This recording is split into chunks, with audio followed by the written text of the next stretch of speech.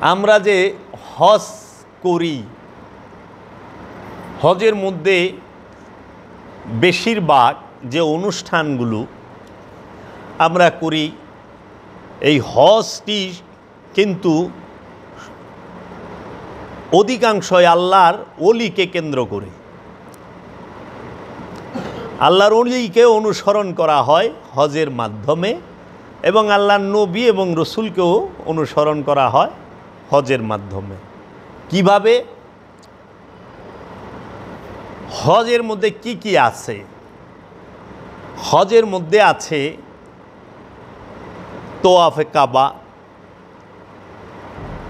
মাকাম ইব্রাহিম থেকে মুসল্লা গ্রহণ করা, হাজরে আসওয়াদকে চুম্বন করা, তোয়াফ করা কাবাকে, জমজম পান করা, সাফা মারওয়ায় দৌড়ানো, মুজদালিফায় গমন করা, আরাফার ময়দানে অবস্থান করা এবং মিনায় যাওয়া, কুরবানি করা।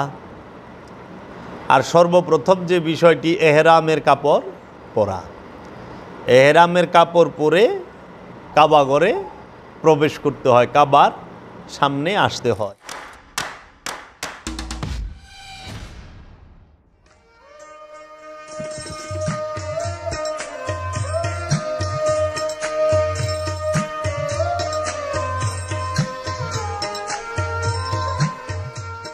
বিসমিল্লাহির রহমানির রহিম। আসসালামু আলাইকুম ওয়া রাহমাতুল্লাহি ওয়া বারাকাতুহু। আজ 22শে মে 2025 সাল, রোজ বৃহস্পতিবার, 24শে জিলকদ 1446 হিজরি, রোজ বৃহস্পতিবার সন্ধ্যার সময়। আজকে গুরুবারে কিছু বৈঠকি অনুষ্ঠানে কিছু আলোচনা করব, যেহেতু এখন জিলকদ মাস, সামনেই জিলহজ। জিলহজ মাসেই পবিত্র হজ এবং পবিত্র কুরবানির ঈদ। এই আজকে আমরা চেষ্টা করব যে হজ এবং কুরবানি সম্পর্কে আলোচনা করার জন্য, জানার জন্য। এই হজ ইসলামী দর্শনে, কোরআনের দর্শনে হজ হচ্ছে সামর্থ্য থাকা সত্ত্বে প্রত্যেক আমানুর উপরেই হজ ফরজ, এবং হজ হচ্ছে ইসলামী দর্শনে মুসলমানদের ধর্মীয় দর্শনের একটি স্তম্ভের নাম। হজ 5টা স্তম্ভ আছে, 5টা পিলার আছে। তার মধ্যে সলাত, জাকাত, সিয়াম, হজ, কুরবানি। আবার এই 5টার মূলই হচ্ছে ঈমান।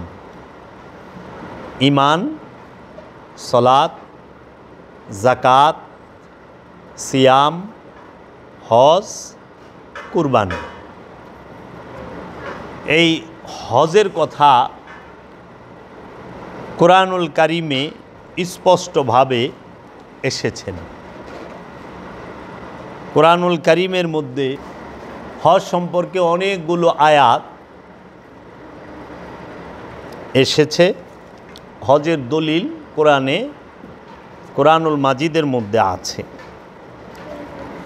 আপনারা যদি একটু খেয়াল করেন, কোরআনুল মাজিদে হজ সম্পর্কে সূরা হজের 27 নম্বর আয়াতে কি বলা হয়েছে, 26 নম্বর আয়াতে কি বলা হয়েছে এবং 28 নম্বর আয়াতে কি বলা হয়েছে।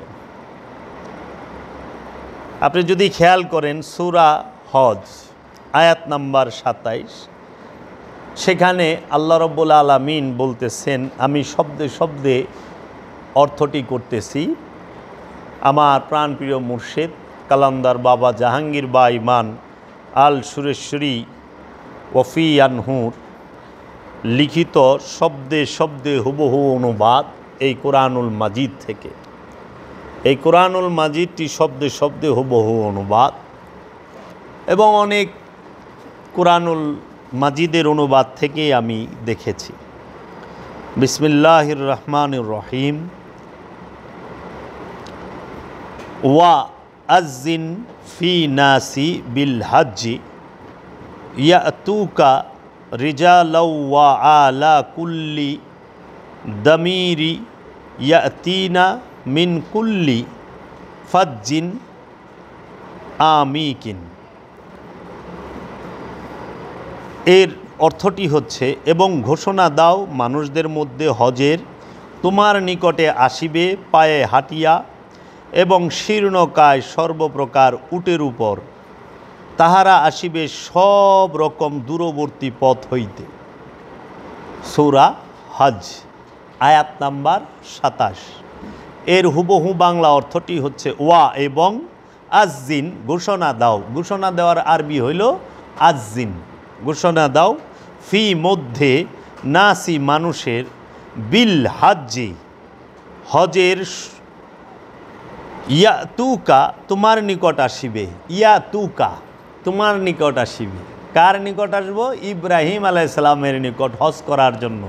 খুব খেয়াল করেন, ইয়াতুকা তোমার নিকট আসিবে রিজালাও হাটিয়া ওয়া এবং আলা উপর কুল্লি সর্ব দামিরি শীর্ণকায় উটের ইয়াতিনা তাহারা আসিবে মিন হইতে কুল্লি সমস্ত ফাজ্জিন রাস্তা আমিকিন দূরবর্তী। এবং ঘোষণা দাও মানুষদের মধ্যে হজের তোমার নিকট আসিবে পায়ে হাঁটিয়া এবং শীর্ণকায় সর্বপ্রকার উটের উপর, তাহারা আসিবে সব রকম দূরবর্তী পথ হইতে। এর পূর্বে ২৬ নম্বর আয়াতে বলা হয়েছে, এবং যখন ইব্রাহিমের জন্য আমরা নির্দিষ্ট করিয়াছিলাম ঘরের স্থানকে, শিরক করিও না আমার সাথে কোনো কিছু, আমার ঘরকে তওয়াফকারীদের জন্য পবিত্র রাখো এবং কায়েমকারীদের জন্য এবং রুকুকারীদের জন্য এবং সেজদাকারীদের জন্য। হ্যাঁ, এবং এইখানে সবচেয়ে বড় বিষয়টি হলো, এবং ইব্রাহিমের জন্য আমরা নাহানু রূপে বলেছেন নির্দিষ্ট করিয়াছিলাম ঘরের স্থানকে, যে শিরক করিও না আমার সাথে কোনো কিছু, আমার ঘরকে তওয়াফকারীদের জন্য পবিত্র রাখো এবং কায়েমকারীদের জন্য এবং রুকুকারীদের জন্য এবং সেজদাকারীদের জন্য। খুব খেয়াল করবেন, আমি আপনাদের সামনে যে কথাটি বলবো সূরা হজের ২৭ নম্বর আয়াতটি আপনারা গভীরভাবে খেয়াল করবেন। ২৬ নম্বর আয়াতটি গভীরভাবে খেয়াল করবেন। আমি যে আয়াতটি এখন আবার পড়তেছি ২৬ নম্বর আয়াতটি, এর বাংলা অর্থটি হলো, এবং যখন ইব্রাহিমের জন্য আমরা নির্দিষ্ট করিয়াছিলাম ঘরের স্থান, যে শিরক করিও না আমার সাথে কোনো কিছু, আমার ঘরকে তওয়াফকারীদের জন্য পবিত্র রাখো এবং কায়েমকারীদের জন্য এবং রুকুকারীদের এবং সেজদাকারীদের জন্য।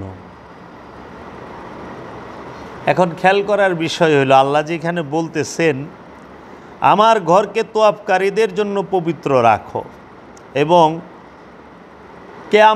কায়েমকারী যারা তাদের জন্য এবং রুকুকারীদের জন্য সেজদাকারীদের জন্য। এখন কথা হইল, ইব্রাহিম আলাইহিস সালাতু ওয়াস সালামকে বলতেছে আমার ঘরকে পবিত্র রাখো।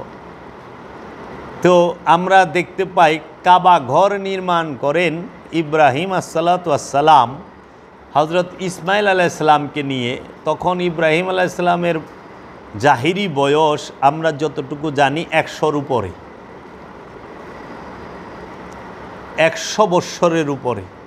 কারণ ইসমাইল আলাইহিস সালাম এবং মা হাজেরাকে মক্কায় রেখে আসার পরে ইসমাইল আলাইহিস-সালামের বয়স যখন এই 7-8 হয়, এই সময়ে মধ্যে কাবাঘর নির্মাণ করেন পুত্রকে নিয়ে পিতা। কিন্তু আল্লাহ বলতাছে আমার ঘরকে তোয়াফকারীদের জন্য পবিত্র রাখো, ইব্রাহিম নবীকে, এবং কায়েমকারীদের জন্য, রুকুকারীদের জন্য, সেজদাকারীদের জন্য।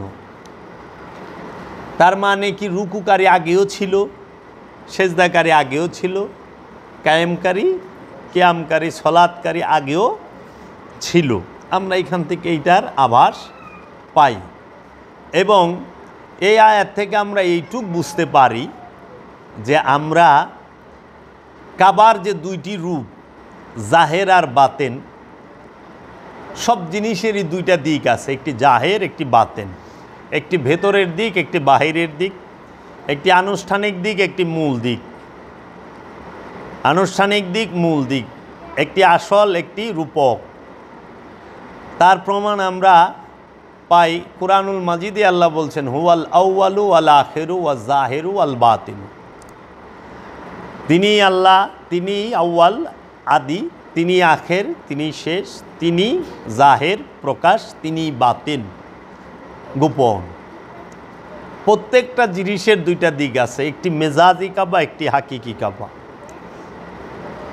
মেজাজি কাবাটি হচ্ছে মক্কা শরীফে, মানে মক্কা নগরীতে, মক্কা শহরে মসজিদুল হেরেমকে বলা হয় মেজাজি কাবা।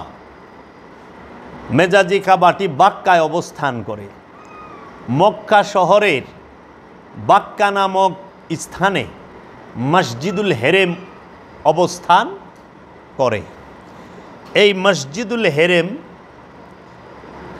এটি হচ্ছে আনুষ্ঠানিক কাবা, মেজাজি কাবা, রূপক কাবা। আর আসল কাবা হচ্ছেন আল্লাহর নবী, আল্লাহর রসুল ইব্রাহিম খলিলুল্লাহ আলাইহিস সালাতু ওয়াস সালাম এবং ইসমাইল জবিহুল্লাহ আলাইহিস সালাতু ওয়াস সালাম। তাই এই হাকিকি কাবাই প্রতীকী কাবা, মেজাজি কাবা শরীফকে, রূপক কাবা শরীফকে নিজ হাতে তৈরি করেছেন। আর হাকিকি কাবাটিকে মহান রব্বুল আলামিন আল্লাহ সুবহানাহু তাআলাহু, আল্লাহ রব্বুল আলামিন তিনি স্বয়ং নিজ হাতে তৈরি করেছেন। আসল কাবা, মূল কাবা, হাকিকি কাবা, নুরি কাবা, জিন্দা কাবা এবং আল্লাহর জাত নূরে নূরময় যে কাবা, সেই কাবাকে আল্লাহ নিজ হাতে তৈরি করেছেন। এই কথাটি সূরা নহলের মধ্যে আছে যে আল্লাহ নিজ হাতে আদমকে তৈরি করেছেন। আদম ওয়াজহুল্লাহ, আদমি আইনুল্লাহ, আদমি সামিউল্লাহ, আদমি বাসিরুল্লাহ, আদমি ইয়াদুল্লাহ, আদমি কালামুল্লাহ, আদম সফিউল্লাহ। প্রত্যেকটা নবী এবং রসুল তাহারা সবাই আদম। প্রত্যেকটা অলি, আউলিয়ায়ে কেরাম, কামেল আল্লাহর অলিগণই হচ্ছেন আদম। এবং এই আদম আল্লাহ নিজে নিজ হাতে তৈরি করেন। আদমের চেহারাই আল্লাহর চেহারা, আদমের সুরতই আল্লাহর সুরত। মানুষের সুরত আল্লাহর সুরত নয়, মানুষের চেহারা কখনো আল্লাহর চেহারা নয়, আদমের চেহারা। এই আদম আর মানুষের রহস্য বুঝতে আপনাকে প্রচণ্ড পড়াশোনা, জ্ঞান গবেষণা করতে হবে এবং কামেল গুরুর শরণাপন্ন হয়ে দায়েমি সলাতের মাধ্যমে আদমের পরিচয় এবং আদম কাবার পরিচয় আপনাকে জানতে হবে। এখন আপনি হজ করবেন কোথায়? আল্লাহ কিন্তু বলেন নাই সূরা হজের 27 নম্বর আয়াতে যে তোমরা হজ করার জন্য সৌদি আরবের মক্কা নগরীতে আসো। এটা কিন্তু বলেন নাই। আল্লাহ কি বলছেন? সূরা হজের ২৭ নম্বর আয়াতটি আপনাদেরকে আমি পড়ে দেখার অনুরোধ করতেছি। সে আয়াতটিতে বলতেছেন, এবং ঘোষণা দাও মানুষদের মধ্যে হজের। আল্লাহর রসুল, আল্লাহর নবী ইব্রাহিম আলাইহিস সালামকে আল্লাহ বলতেছেন মানুষের মধ্যে হজের ঘোষণা দাও। তোমার নিকট আসিবে পায়ে হাঁটিয়া। আল্লাহর রসুল ইব্রাহিম খলিলুল্লাহকে, ইব্রাহিম নবী আলাইহিস সালাতু ওয়াস সালামকে আল্লাহ নিজে বলতেছেন, হে ইব্রাহিম, আপনি হজের ঘোষণা দিন মানুষদের মধ্যে, আপনি ঘোষণা দিন এবং ঘোষণা দাও মানুষদের মধ্যে হজের। তোমার নিকট আসিবে পায়ে হাঁটিয়া এবং শীর্ণকায় সর্বপ্রকার উটের উপর, তাহারা আসিবে সব রকম দূরবর্তী পথ হইতে। তাইলে মানুষদেরকে যাইতে কইছে, এখানে কইছে ফি নাসিম, মানুষদের। এখন কথা হইল আল্লাহর নবীর কাছে যাইতে হবে হজ করতে, আল্লাহর আদম যিনি, আল্লাহর রসুল যিনি, তার কাছে যাইতে হবে হজ করতে। হজের ঘোষণা মানুষের মধ্যে দিয়েছেন আল্লাহর রসুল। সেই কাবাকে তোয়াফ করবে, হজ করবে। আপনাদের প্রতি আমার অনুরোধ রইল, আপনারা সূরা হজের ২৭ এবং ২৬ নম্বর আয়াত আপনারা একটু পড়ে দেখবেন। এখন আমি যদি একটু বলতে চাই যে হজ কি, হজের অর্থ কি, হজ কাকে বলে? ৬ রিপুর বন্ধন হতে মুক্তি লাভের প্রচেষ্টায় লেগে থাকার নামই হইল হজের দিকে অগ্রসর হবার সুন্দর পাথেয়। ষড়রিপুর বন্ধন হইতে মুক্তি লাভের প্রচেষ্টায় লেগে থাকার নামই হইল হজ। ষড়রিপুর বন্ধন হইতে মুক্তি লাভের প্রচেষ্টায় লেগে থাকার নামই হজ। হজ কি? আল্লাহর গুণে গুণান্বিত হয়ে যাওয়াটাই হজ। তাহলে আল্লাহর গুণ একটা দুইটা, অসংখ্য না? তো যার মধ্যে আল্লাহর সম্পূর্ণ গুণাবলী প্রকাশ পেয়েছে, যেই ব্যক্তির মধ্যে, যেই আদমের মধ্যে আল্লাহর সমস্ত গুণাবলী প্রকাশ পাইছে, তিনিই হচ্ছেন হাজি। তাকেই হাজি বলে। হাজি কাকে বলে? আল্লাহর গুণে সম্পূর্ণরূপে গুণান্বিত হয়ে যাওয়ার নাম হচ্ছে হজ। হজ বিষয়টি একটি অত্যন্ত জটিল বিষয়। এই হজের পরিপূর্ণতা লাভ করে যারা, এই হজের পরিপূর্ণতা লাভ করার আশা রাখেন যারা, তাদেরকে অবশ্যই ধ্যান সাধনার মুরাকাবা, মুশাহেদায় ধৈর্য সহকারে কিছুকাল অতিবাহিত করতে হবে।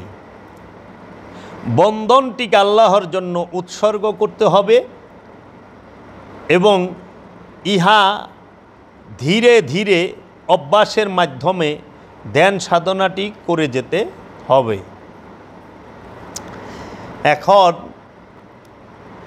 আমরা যে হজ করি, হজের মধ্যে বেশিরভাগ যে অনুষ্ঠানগুলো আমরা করি, এই হজটি কিন্তু অধিকাংশই আল্লাহর ওলিকে কেন্দ্র করে। আল্লাহর ওলিকে অনুসরণ করা হয় হজের মাধ্যমে এবং আল্লাহর নবী এবং রসুলকেও অনুসরণ করা হয় হজের মাধ্যমে। কিভাবে? হজের মধ্যে কি কি আছে? হজের মধ্যে আছে তোয়াফে কাবা,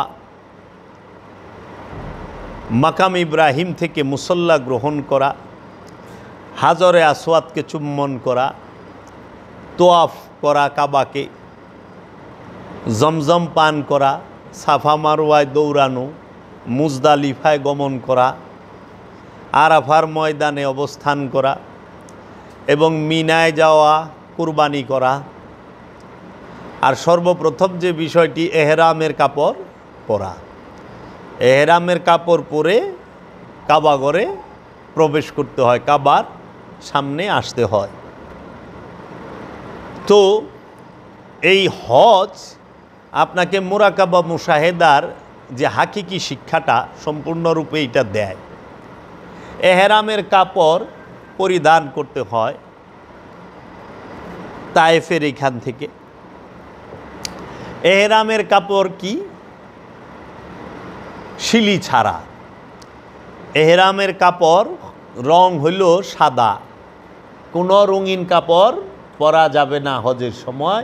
এহরামের কাপড় হচ্ছে সাদা।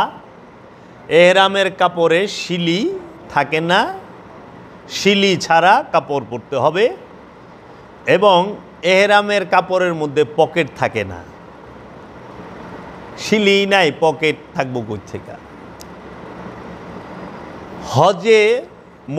হজের মূল বিষয়টি হচ্ছে হজের মধ্যে কথা কম বলা। সম্পূর্ণরূপে কথা থেকে বিরত থাকতে পারলে সবচেয়ে ভালো।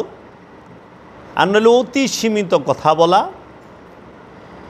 ধ্যানে খেয়ালে সবসময় আপন রসুলকে রাখা এবং যে হাকিকি কাবা তাকে তোয়াফ করা এবং মেজাজি কাবা তাকে তোয়াফ করা।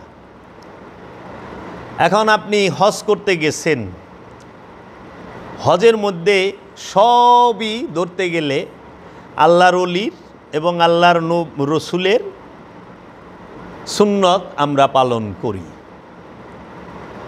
কারণ কি? আপনি যদি খেয়াল করেন দেখবেন এই হজকে অনুসরণ করে কোথা থেকে কাবা ঘর কে তৈরি করল?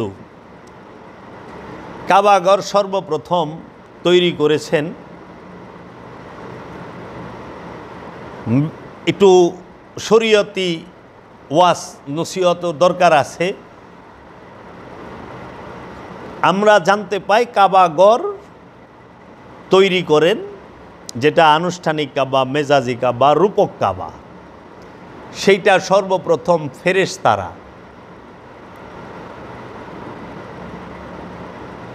তারপরে সেই কাবাকে ফেরেশতারা কোথায় তৈরি করেন? আমরা শুনে থাকি বড় বড় আলেম উলামায়ে কেরামদের লিখিত কিতাব থেকে এবং তাদের বর্ণনা থেকে যে সাতবক জমিনের নিচ পর্যন্ত ফেরেশতারা কাবাকে তৈরি করছেন। সর্বপ্রথম জিবরাইল আলাইহিস সালাম। তারপরে সেই কাবাকে দৃশ্যমান করেছেন। সেই কাবাকে দৃশ্যমান করছেন জমিনের উপর থেকে আদি পিতা,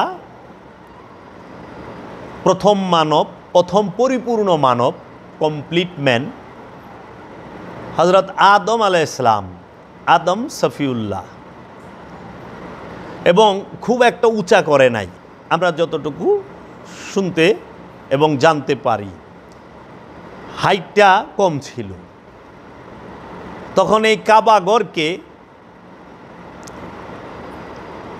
আদম আলাইহিস সালাম তৈরি করলেন এবং দ্বিতীয়বার সংস্কার করলেন আদম আলাইহিস সালামের ছেলে হযরত শীশ আলাইহিস সালাম।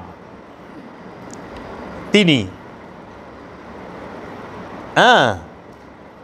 তারপরে কাবাগরকে তৈরি করলেন শীশ আলাইহিস সালামের পরে 3 নম্বরে সংস্কার করলেন, মেরামত করলেন ইব্রাহিম আলাইহিস সালাম।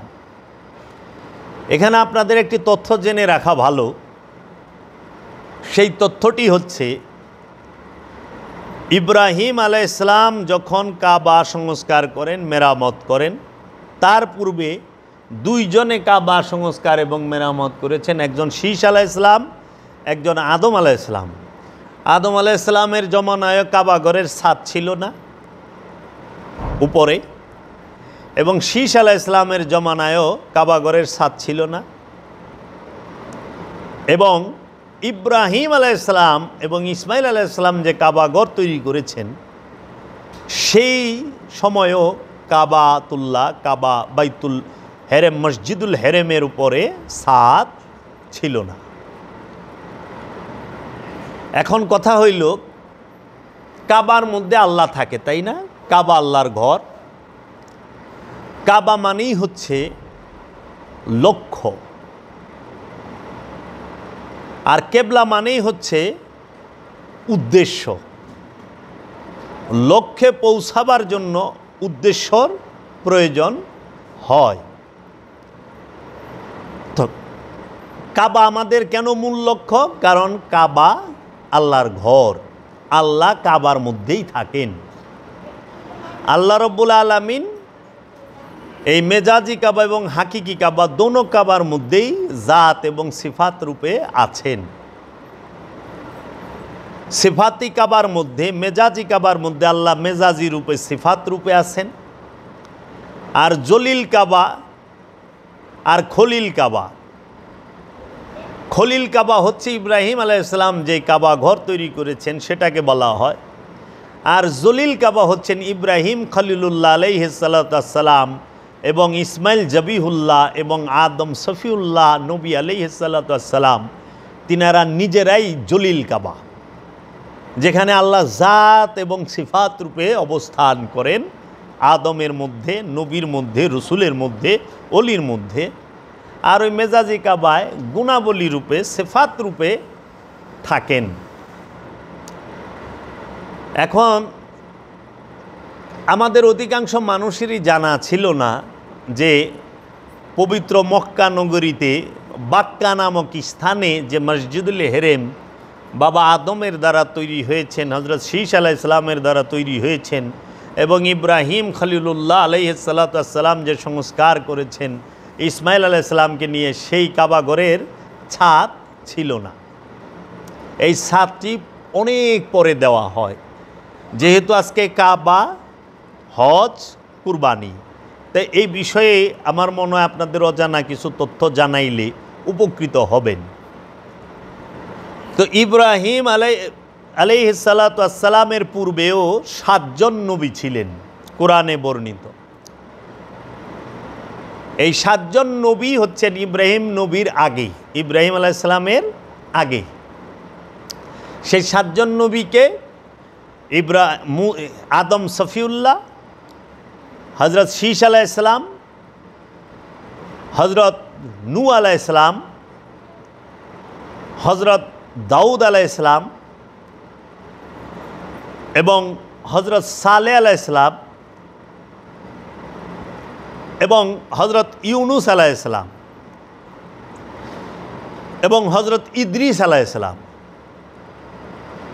7 জন পাওয়া গেছে। আদম, সফিউল্লাহ, হজরত শীষ, হজরত নূহ এবং দাউদ আলাইহিসসালাম, সালেহ আলাইহিসসালাম এবং হজরত ইউনুস আলাইহিসসালাম এবং হজরত ইদ্রিস আলাইহিসসালাম। এই 7 জন নবী হচ্ছেন ইব্রাহিম খলিলুল্লাহর আবির্ভাবের, আগমনের আগে। বাকি 18 জন নবী যারা আছেন তাহারা সবাই মিল্লাতে ইব্রাহিম, ইব্রাহিম আলাইহিসসালামের যুররিয়াত, ইব্রাহিম আলাইহিসসালামের আওলাদ থেকে এসেছেন, আওলাদের ঘরে এসেছেন।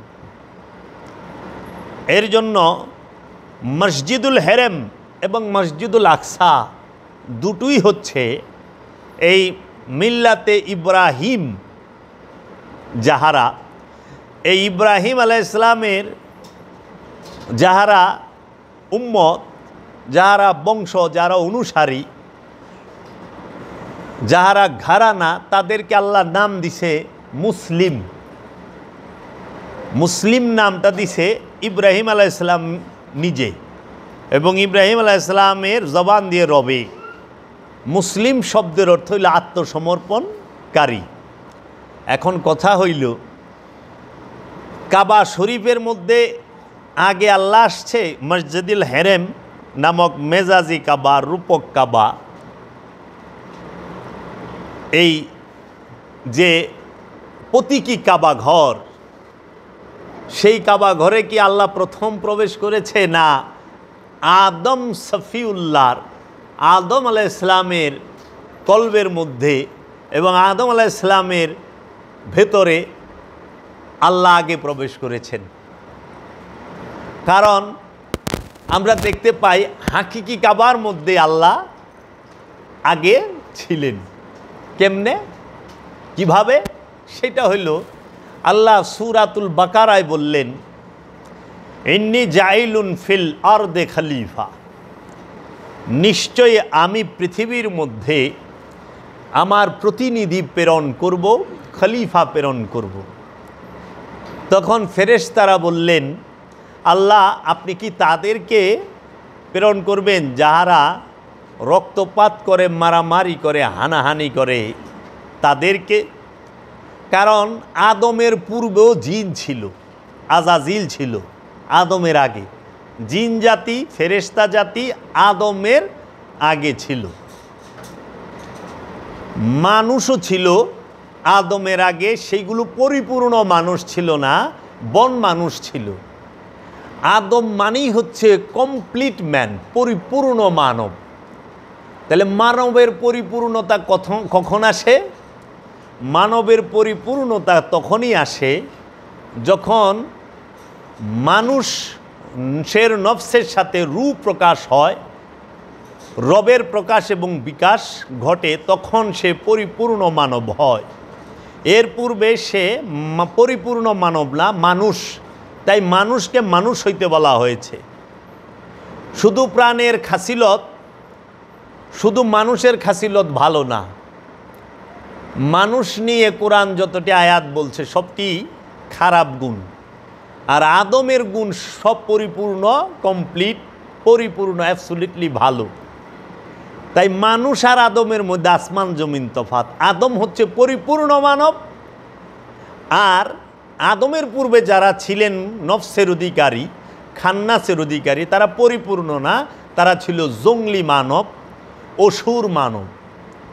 এর জন্য এই যখন দেখলো এই অসুরেরা, এই জিনেরা মারামারি, কাটাকাটি, হামলা মামলা জর্জরিত বিচার সালিশে, তখন আল্লাহ বললেন, আমি পৃথিবীর মধ্যে এই অমানুষগুলারে মানুষ করার জন্য, এই অসুরগুলারে, এই জীবেরে শিবে পরিণত করার জন্য আমি আমার প্রতিনিধি প্রেরণ করব। আদম আল্লাহর প্রতিনিধি। আদম জন্ম হয় না, আদমকে আল্লাহ নিজ হাতে তৈরি করে, আদমকে তৈরি করা হয়। আদম জন্মায় না, জন্মাইলো মানুষ, জন্মাইলো জিন। আদমকে নিজ হাতে আল্লাহ তৈরি করে। আল্লাহ যাকে তৈরি করেন তিনি হয় আদম। এখন মানুষ কি করছে? যারা চতুর, আমাদের ধর্মীয় দর্শনে যারা চতুর, তাহারা ইনসানকে মানে মানুষকে আর আদমকে মিলাই ফেলাইছে, খিচুড়ি বা পাকায় ফেলাইছে। এবং মমিনকে, আমানুকে, মুসল্লিকে তারা মিলাই ফেলাইছে। মানে সুফি দর্শন, আধ্যাত্মবাদ, এলমে তাসাউফ, এলমে লাদুনি, এলমে কলব, এই বিদ্যাটাকে তারা সম্পূর্ণরূপে ধামাচাপা দেওয়ার একটা অপচেষ্টা করেছে। কিন্তু যুগে যুগে, কালে কালে আল্লাহর কামেল ওলিদের দ্বারা এই সত্য উন্মোচিত হচ্ছে, হবে এবং হয়ে চলছে। তাই এই আদম আর মানুষ এক না। আদমের সুরত আল্লাহর সুরত, আদমের চেহারা আল্লাহর চেহারা, আদমের স্বভাব আল্লাহর স্বভাব। এই জন্য আদমের জ্ঞান আল্লাহর জ্ঞান, আদমের এলেম আল্লাহর এলেম, আদমের স্বভাব আল্লাহর স্বভাব। কিন্তু মানুষের স্বভাব আল্লাহর স্বভাব না, মানুষের চেহারা আল্লাহর চেহারা না, মানুষের জ্ঞান আল্লাহর জ্ঞান না। কিভাবে? কারণ মানুষ যদি আল্লাহর চেহারা হয় তাহলে আবু জেহেল, আবু লাহাব, সায়েবা, উকবা, জুলখায়েশ, মগিরা, আপনার সাদ্দাত এবং ফেরাউন, নমরুদ, এরা সবাই মানুষ ছিল, মানুষরূপী ছিল না? এরা আল্লাহর রূপ হয়ে যাইব। হায় হায় কয় কি? তাহলে আল্লাহর কলঙ্ক হয়ে যাইব না? নওজুবিল্লাহ মিন জালেক। আল্লাহর রূপ তো ফেরাউন এরা হইতে পারে না। এর জন্য আল্লাহ খুব সূক্ষ্ম থেকে সূক্ষ্ম বিচারক, এবং এটি সূক্ষ্মেরও সূক্ষ্ম দর্শন, সবার চোখে ধরা পড়বে না যে মানুষ আর আদম এক নয়। আদমকে বাশার বলে ডাকা হয়েছে। আদম হচ্ছে আবুল বাশার। বাশার মানে চামড়াধারী, চামড়ায় মোড়ানো। আর ইনসান মানে মানুষ, যে জৈবিক চাহিদার অধীন এবং যার মধ্যে এই জীবের স্বভাব আছে। জীবের স্বভাবের ভিতরে সে ডুইবা রইছে এবং ভোগ মোহমায়ার ভিতরে মানুষ ডুইবা থাকে। আদম এগুলোর ঊর্ধ্বে।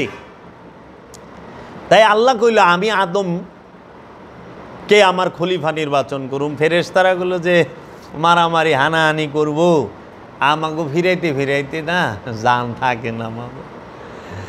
তখন আল্লাহ বললেন, আমি যা জানি তোমরা তা জানো না।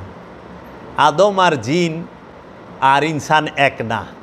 ইনসান আর জিন এদের সাথে আদমের তুলনা নয়। তখন আল্লাহ কি করলেন? আদমকে আল্লাহ রব্বুল আলামিন নিজ হাতে তৈরি করে আল্লাহ ফেরেশতাদের সামনে দাঁড় করাইলেন, যে ফেরেশতাদের দেখানোর জন্য, বোঝানোর জন্য যে মানুষ থেকে না, ফেরেশতা থেকেও আদম উন্নত। তখন আল্লাহ কিছু ইসম, নাম জিজ্ঞেস করলেন ফেরেশতাদেরকে, যে হে ফেরেশতারা, তোমরা এই এই নামগুলো বলো, এই এই বিষয়গুলো বলো। তখন ফেরেশতারা বললেন, লা ইলমা লানা ইল্লা মা আল্লামতানা। হে আমার রব, আপনি যাহা আমাদের শিখাইছেন এর বাহিরে আমরা কিছুই জানি না।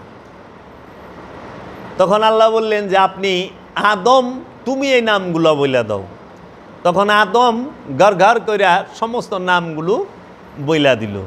তখন আল্লাহ ফেরেশতাদেরকে এবং ফেরেশতাদের যে সর্দার আজাজিল, তিনি যাতে জিন, সূরা কাহাফের 50 নম্বর আয়াত হলো তার দলিল, কানা মিনাল জিন। আজাজিল হচ্ছে জিন হইতে। আজাজিল সে জিন হইতে এমন এবাদত বন্দিগি করেছে যে সে আপনার ফেরেশতাদের টিচার, ফেরেশতাদের শিক্ষক, ফেরেশতাদের গুরু, ফেরেশতাদের পীর হয়ে গেছে। নূরি মাখলুককে শিক্ষা দিত। জিন কিসের তৈরি? ধোঁয়াবিহীন আগুনের তৈরি। আর ইনসান কিসের তৈরি?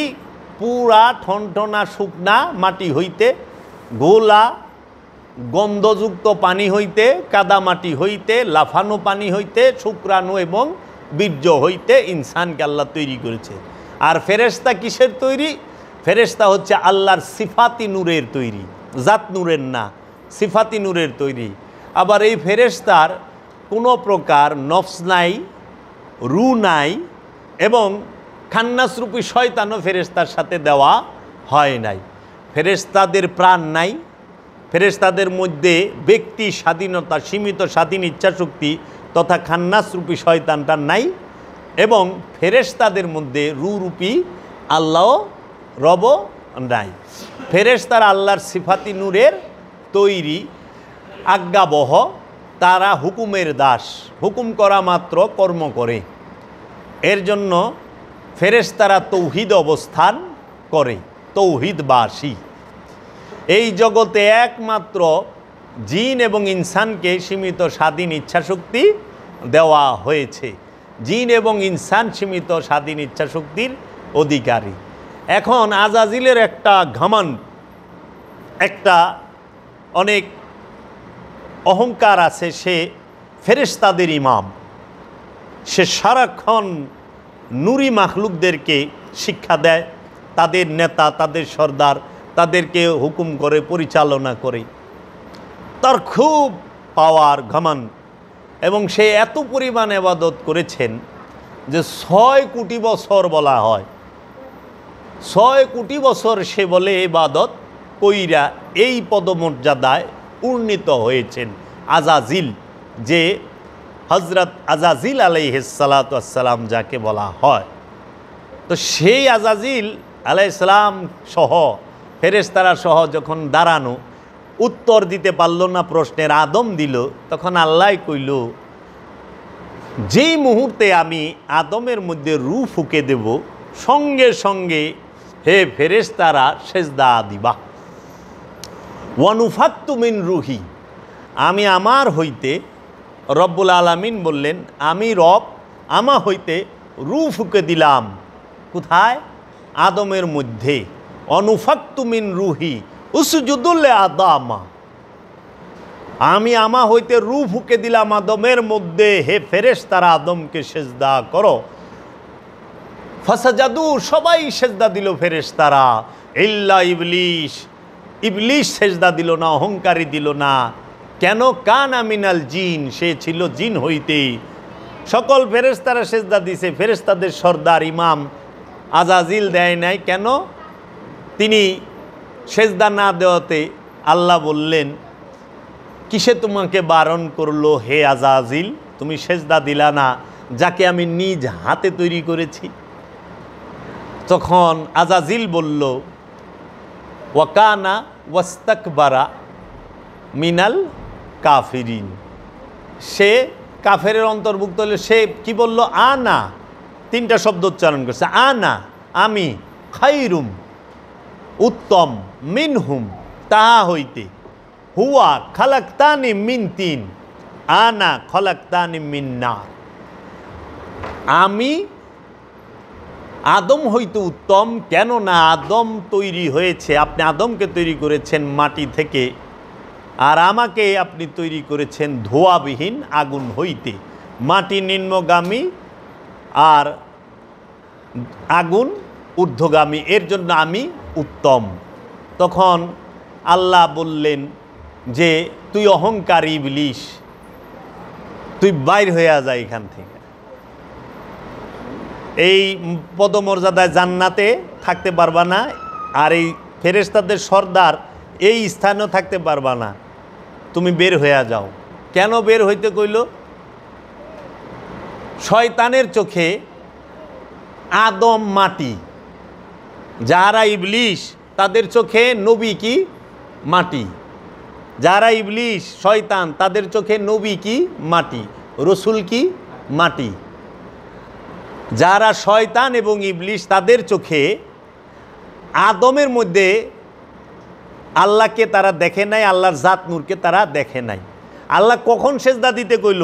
নাম বলার পরে দিবার কয় নাই, কিন্তু আল্লাহ কইছে যেই মুহূর্তে রূহ ফুঁকে দেব ওই মুহূর্তেই সেজদা দিবা। সেজদাটা মূলত রূহের মাধ্যমে রব্বুল আলামিনকেই দেওয়া, ওই দেহকে না। বাতাস খাক বাত, আগুন পানি মাটি বাতাস দিয়া যে এই দেহ কাবা তৈরি, এবং এই দেহ কাবার মধ্যে যে সেফাতি নূর নফস, সেইটাকেও সেজদা দিতে আল্লাহ বলে নাই। এই দেহ কাবার ভেতরে যখন আল্লাহর জাত নূর রূহ আল্লাহ ফুইকা দিল, ওয়ানুফাক্তু মিন রুহি, আমার হইতে আমি রূহ ফুঁকে দিলাম, উসজুদুল আদামা, হে ফেরেশতারা আদমকে সেজদা করো। তাহলে আদম কখন হয়? যখন একটি পবিত্র দেহ এবং পবিত্র নফসের মধ্যে রূহ ফুঁকে দেওয়া হয়, এবং ওই পবিত্র নফস এবং দেহ ওই রূহের এবং রবের মহান নূরের মাঝে ফানা হয়ে যায়, বাঁকা হয়ে যায়, মিলামিশা একাকার হয়ে যায়, আল্লাহময় হয়ে যায়, তখন তাকেই সেজদা দেবার কথা আল্লাহ বইলা দিছে। একমাত্র সেজদার স্থানই হচ্ছে আদমের কদম, আদমের দেহ কাবা। আদম ছাড়া সৃষ্টি জগতে আর কোথাও সেজদা দেওয়ার স্থান নাই। কোনটা? ইবাদতের। একমাত্র আদমই হচ্ছে সেই স্থান যেখানে সেজদা দিতে আল্লাহ কইছে। আমি কোথাও পাই নাই মাটিতে পাটিতে জায়নামাজে কার্পেটে এবং পাকার মধ্যে সেজদা দিতে আল্লাহ বলছে।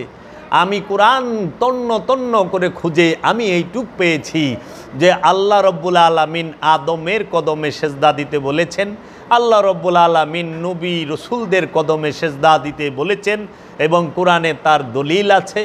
এবং আল্লাহ রব্বুল আলামিন সেজদা দিতে বলেছেন আল্লাহর বিধানের মধ্যে, আল্লাহর যত বিধান আছে সমস্ত বিধানের মধ্যে নিজের ইচ্ছাকে উৎসর্গ করতে বলেছেন। এটাই সেজদা। তো এখন আল্লাহ যেখানে জাতরূপ অবস্থান করে সেটাই আসল কাবা, মূল কাবা, জাত কাবা, হাকিকি কাবা, নুরি কাবা, তাই না? তাইলে আমরা দেখলাম আল্লাহ আদমের মধ্যে মিশে থাকে। আবার আল্লাহ বলতেছেন কোরআনের মধ্যে, তাহারা আপনাকে জিজ্ঞেস করবে রূহ কি, আপনি বলে দিন কুলুর রুহি আমরি মিন রব্বি। রূহ হচ্ছে রবের আদেশ, রূহ আমার রবের আদেশ। আমরি রব্বি, রব্বি মানে আমার রব, আমরি মানে আদেশ, আমার রবের আদেশ। রূহ হইল আদমের রবের আদেশ, নবীর রবের আদেশ, রসুলের রবের আদেশ, মানুষের না। খুব রহস্যময় বিষয়। এগুলা বুঝতে গেলে, ধরতে গেলে ভাণ্ড অনেক গভীর এবং বড় লাগবো বাবা। এই গটির মধ্যেই আইব না, বইলা রাইখা যাইতেছি, একদিন দয়াল লয়ে যাইব।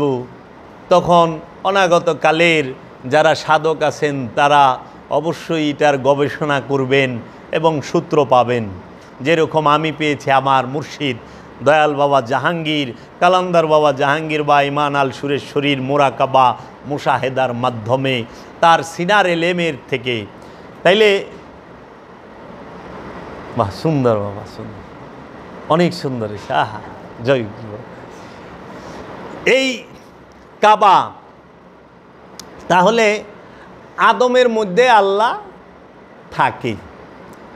আল্লাহ কি বলছেন? তানাজ্জালুল মালাইকাতি ওয়ার রূহ, আমি কদরের রাত্রে ফেরেশতা নাজিল করি এবং রূহ নাজিল করি। আবার আল্লাহ বলছেন উলকি রুহা ইউতি মাইয়াশাও, আমি রূহ নিক্ষেপ করি যাহাকে খুশি তাহাকে, যার উপরে খুশি তার উপরে দয়াল রূহ রব্বুল আলামিন রূহ নিক্ষেপ করে।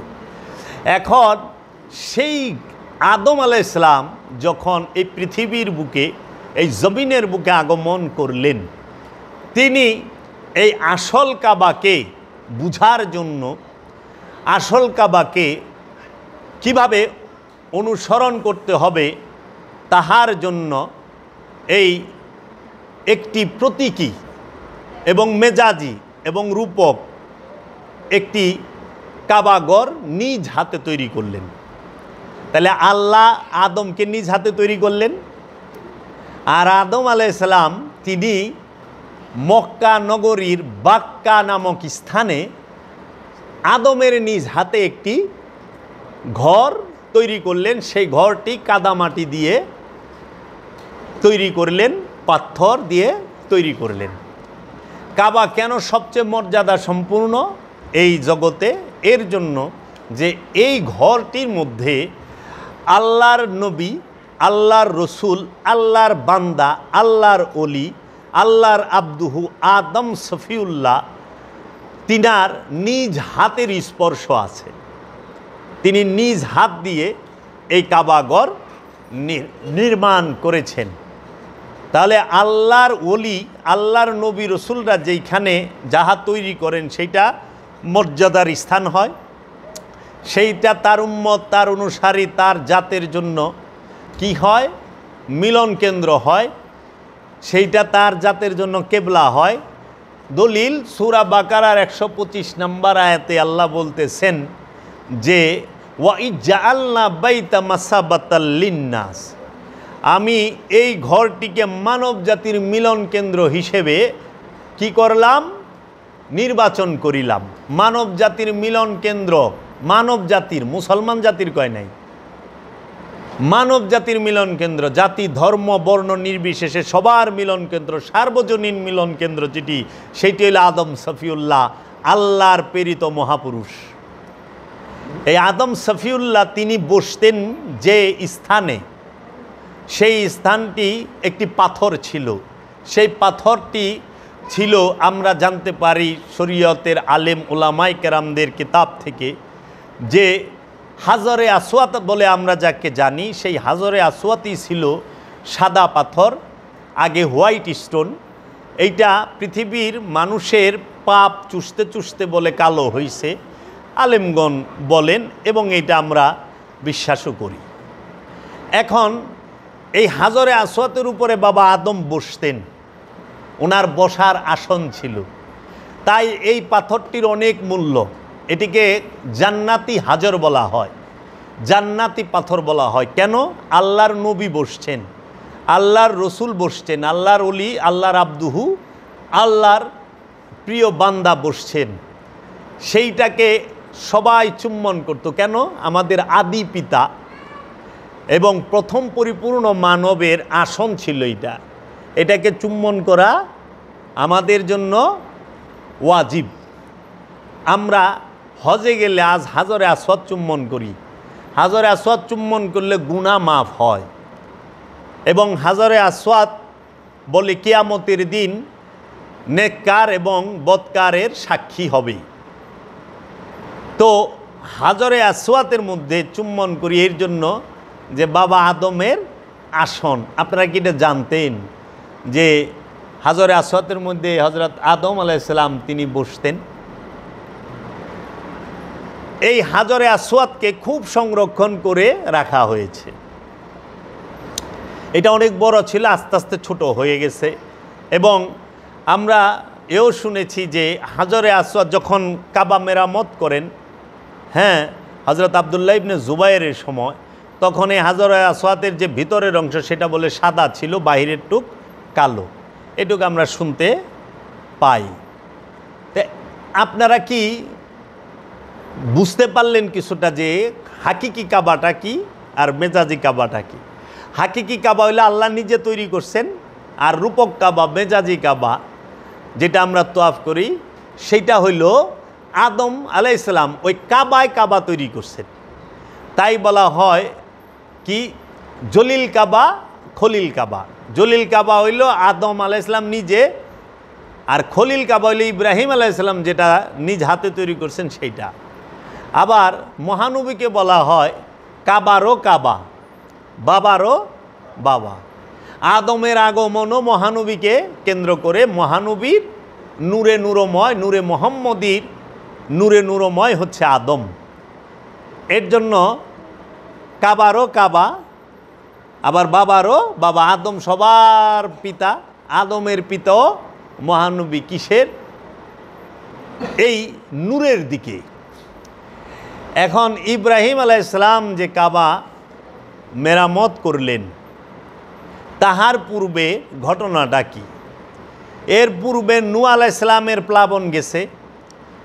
এখন শরীয়তের মধ্যে বলা হয় নূহ আলাইহিস সালামের প্লাবনের সময় কাবা শরীফকে আল্লাহ উঠিয়ে নিয়েছিলেন, হাজরে আসওয়াতকে, এবং মাকাম ইব্রাহিম সেটিও খুব হেফাজতে ছিল। ইব্রাহিম আলাইহিস সালাম যখন তাহার দ্বিতীয় স্ত্রী মা হাজেরাকে তিনি জর্ডান থেকে, ইব্রাহিম আলাইহিস সালাম বসবাস করতেন জর্ডানে, এটার পূর্ব নাম ছিল উর্দুন। উর্দুনের থাকতেন, ওইখানেই তিনার শাসন এবং ওনার পরিবার সব অবস্থান করত। এবং ইব্রাহিম আলাইহিস সালাম মিশর থেকে জর্ডানের দিকে আসছেন। মিশর, জর্ডান এবং প্যালেস্টাইন এই অঞ্চলে ছিলেন, এবং সেই সময়ের ভাষা ছিল হিব্রু। তো ইব্রাহিম আলাইহিস সালাম যখন তার দ্বিতীয় স্ত্রী মা হাজেরাকে এই মক্কায় রেখে গেলেন। মক্কা এটা একটা শহরের নাম, এলাকার নাম। মক্কা শব্দের অর্থ কি? যেখানে মোয়া মাফি, মাফি মোয়া, যেখানে পানি নাই, শুধু পাথর আর পাথর। মাফি মোয়া, মোয়া নাই, মোয়া মাফি, তাকেই বলে মক্কা। কুরআনুল মাজিদে মক্কা, বাক্কা, এই মসজিদুল হেরেম, এই শব্দগুলো এসেছে। এই মক্কা বলা হয় যেখানে পানির কোনো পানি থাকে না, সেইটাকে বলা হয় মক্কা। এই কাবাগর অবস্থিত মক্কা নগরীতে। মক্কা একটা রাজধানী, একটা অঞ্চল, শহর, পাহাড়ে ঘেরা, পাথরে ঘেরা। তার মাঝখানে একটি স্থান যার নাম বাক্কা। মক্কা নগরীর ভেতরে বাক্কা অবস্থান করে। বাক্কা শব্দের অর্থ হইল রোনেওয়ালা জমিন, যে জমিন কান্না করে। কান্দইনা জাগারে কান্না করা জমিনকে বাক্কা বলা হয়। দলিল কোথায়? সূরা আল ইমরানের ৯৬ নম্বর আয়াতে আল্লাহ রব্বুল আলামিন বলতেছেন যে এই বাক্কা সম্পর্কে আমাদেরকে স্পষ্টভাবে বলে দেওয়া হয়েছে।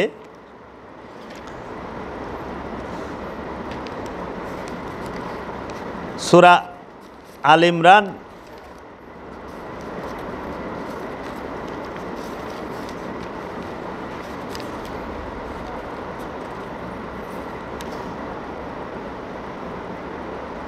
সূরা আল ইমরানের ৯৬ নম্বর আয়াত। হ্যাঁ, আমি আপনাদেরকে পড়ে শোনাচ্ছি। আল্লাহ রব্বুল আলামিন সূরা আল ইমরানের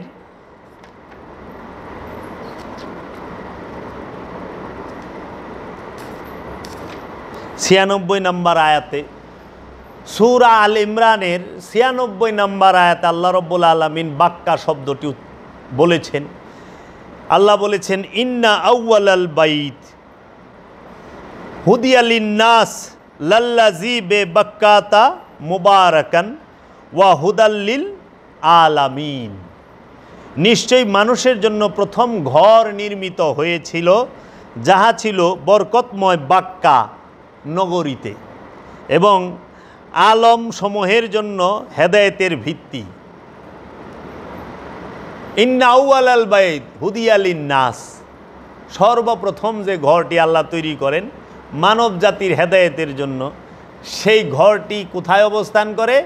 লাল্লাযী মিনাল বাক্কা, এই বাক্কা অবস্থান করে। এর জন্য আপনারা যেখানে দেখেন যে মসজিদুল হেরেম, কাবাগরটা, এই কাবাগরের যে এলাকাটুক, এরিয়াটুক, এটাকে বলা হয় মক্কার ভেতরে বাক্কা।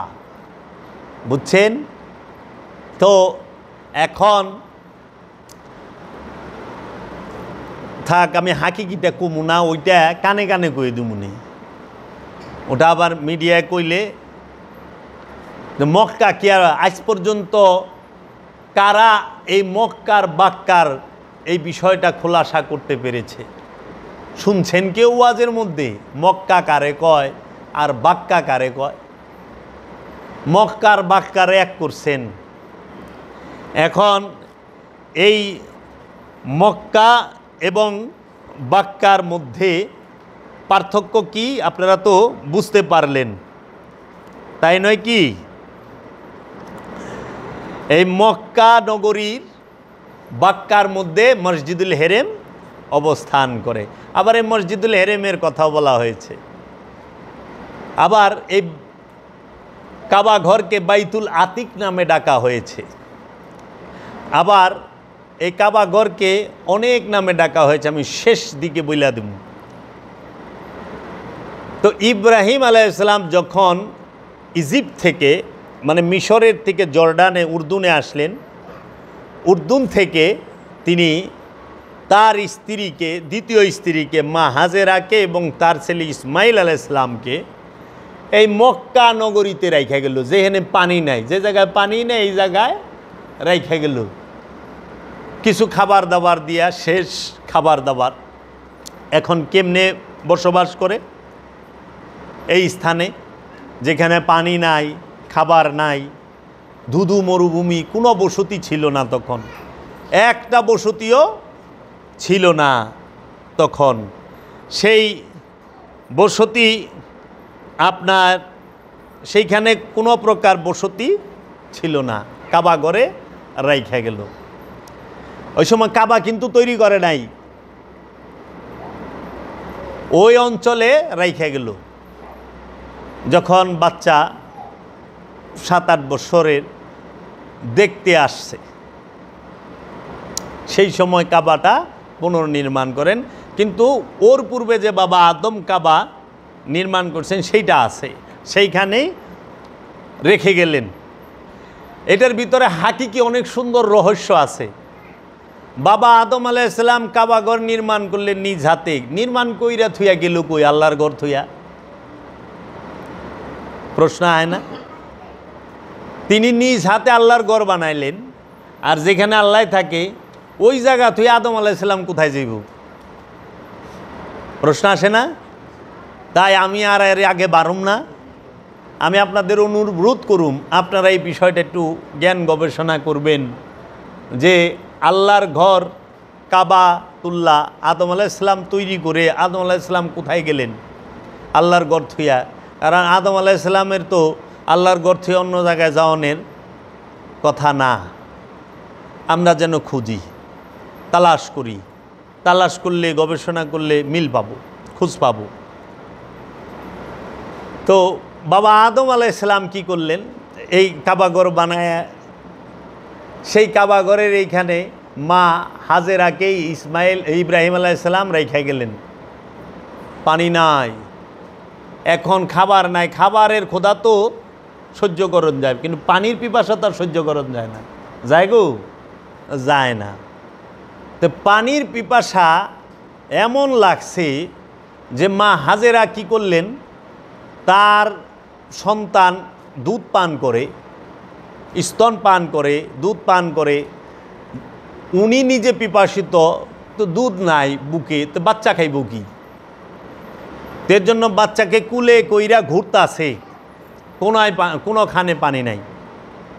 তখন তিনি কি করলেন, ওই সময় তো ধুধু মরুভূমি, জঙ্গল আসিল কিনা ওই সময় আল্লাহই জানে, তারাই জানে, কিন্তু ওই সময় হিংস্র জানোয়ারের ভয় ছিল, যে কোনো হিংস্র জানোয়ার তাদের আক্রমণ করতে পারে, এরকম একটা মেন্টালিটি ছিল। তো পানি খোঁজার জন্য কি করলেন, পাহাড়ের চূড়ায় যায়, যদি উঁচায় দেখে যে আশেপাশে কোথাও পানি আছে কিনা, এবং তাকায় দেখলে যেখানে পাখি ঘুরে, যে জায়গায় আকাশে ওই নিচে পানি থাকে, পানিকে কেন্দ্র করে পাখি উড়ে, এরকম যে বারবার ঘুরতে আসে, তো এইরকম। তো তিনি কি করলেন, বাচ্চাকে কাবাঘরের থেকে এখন যেখানে জমজম কূপ এই স্থানটায় রেখে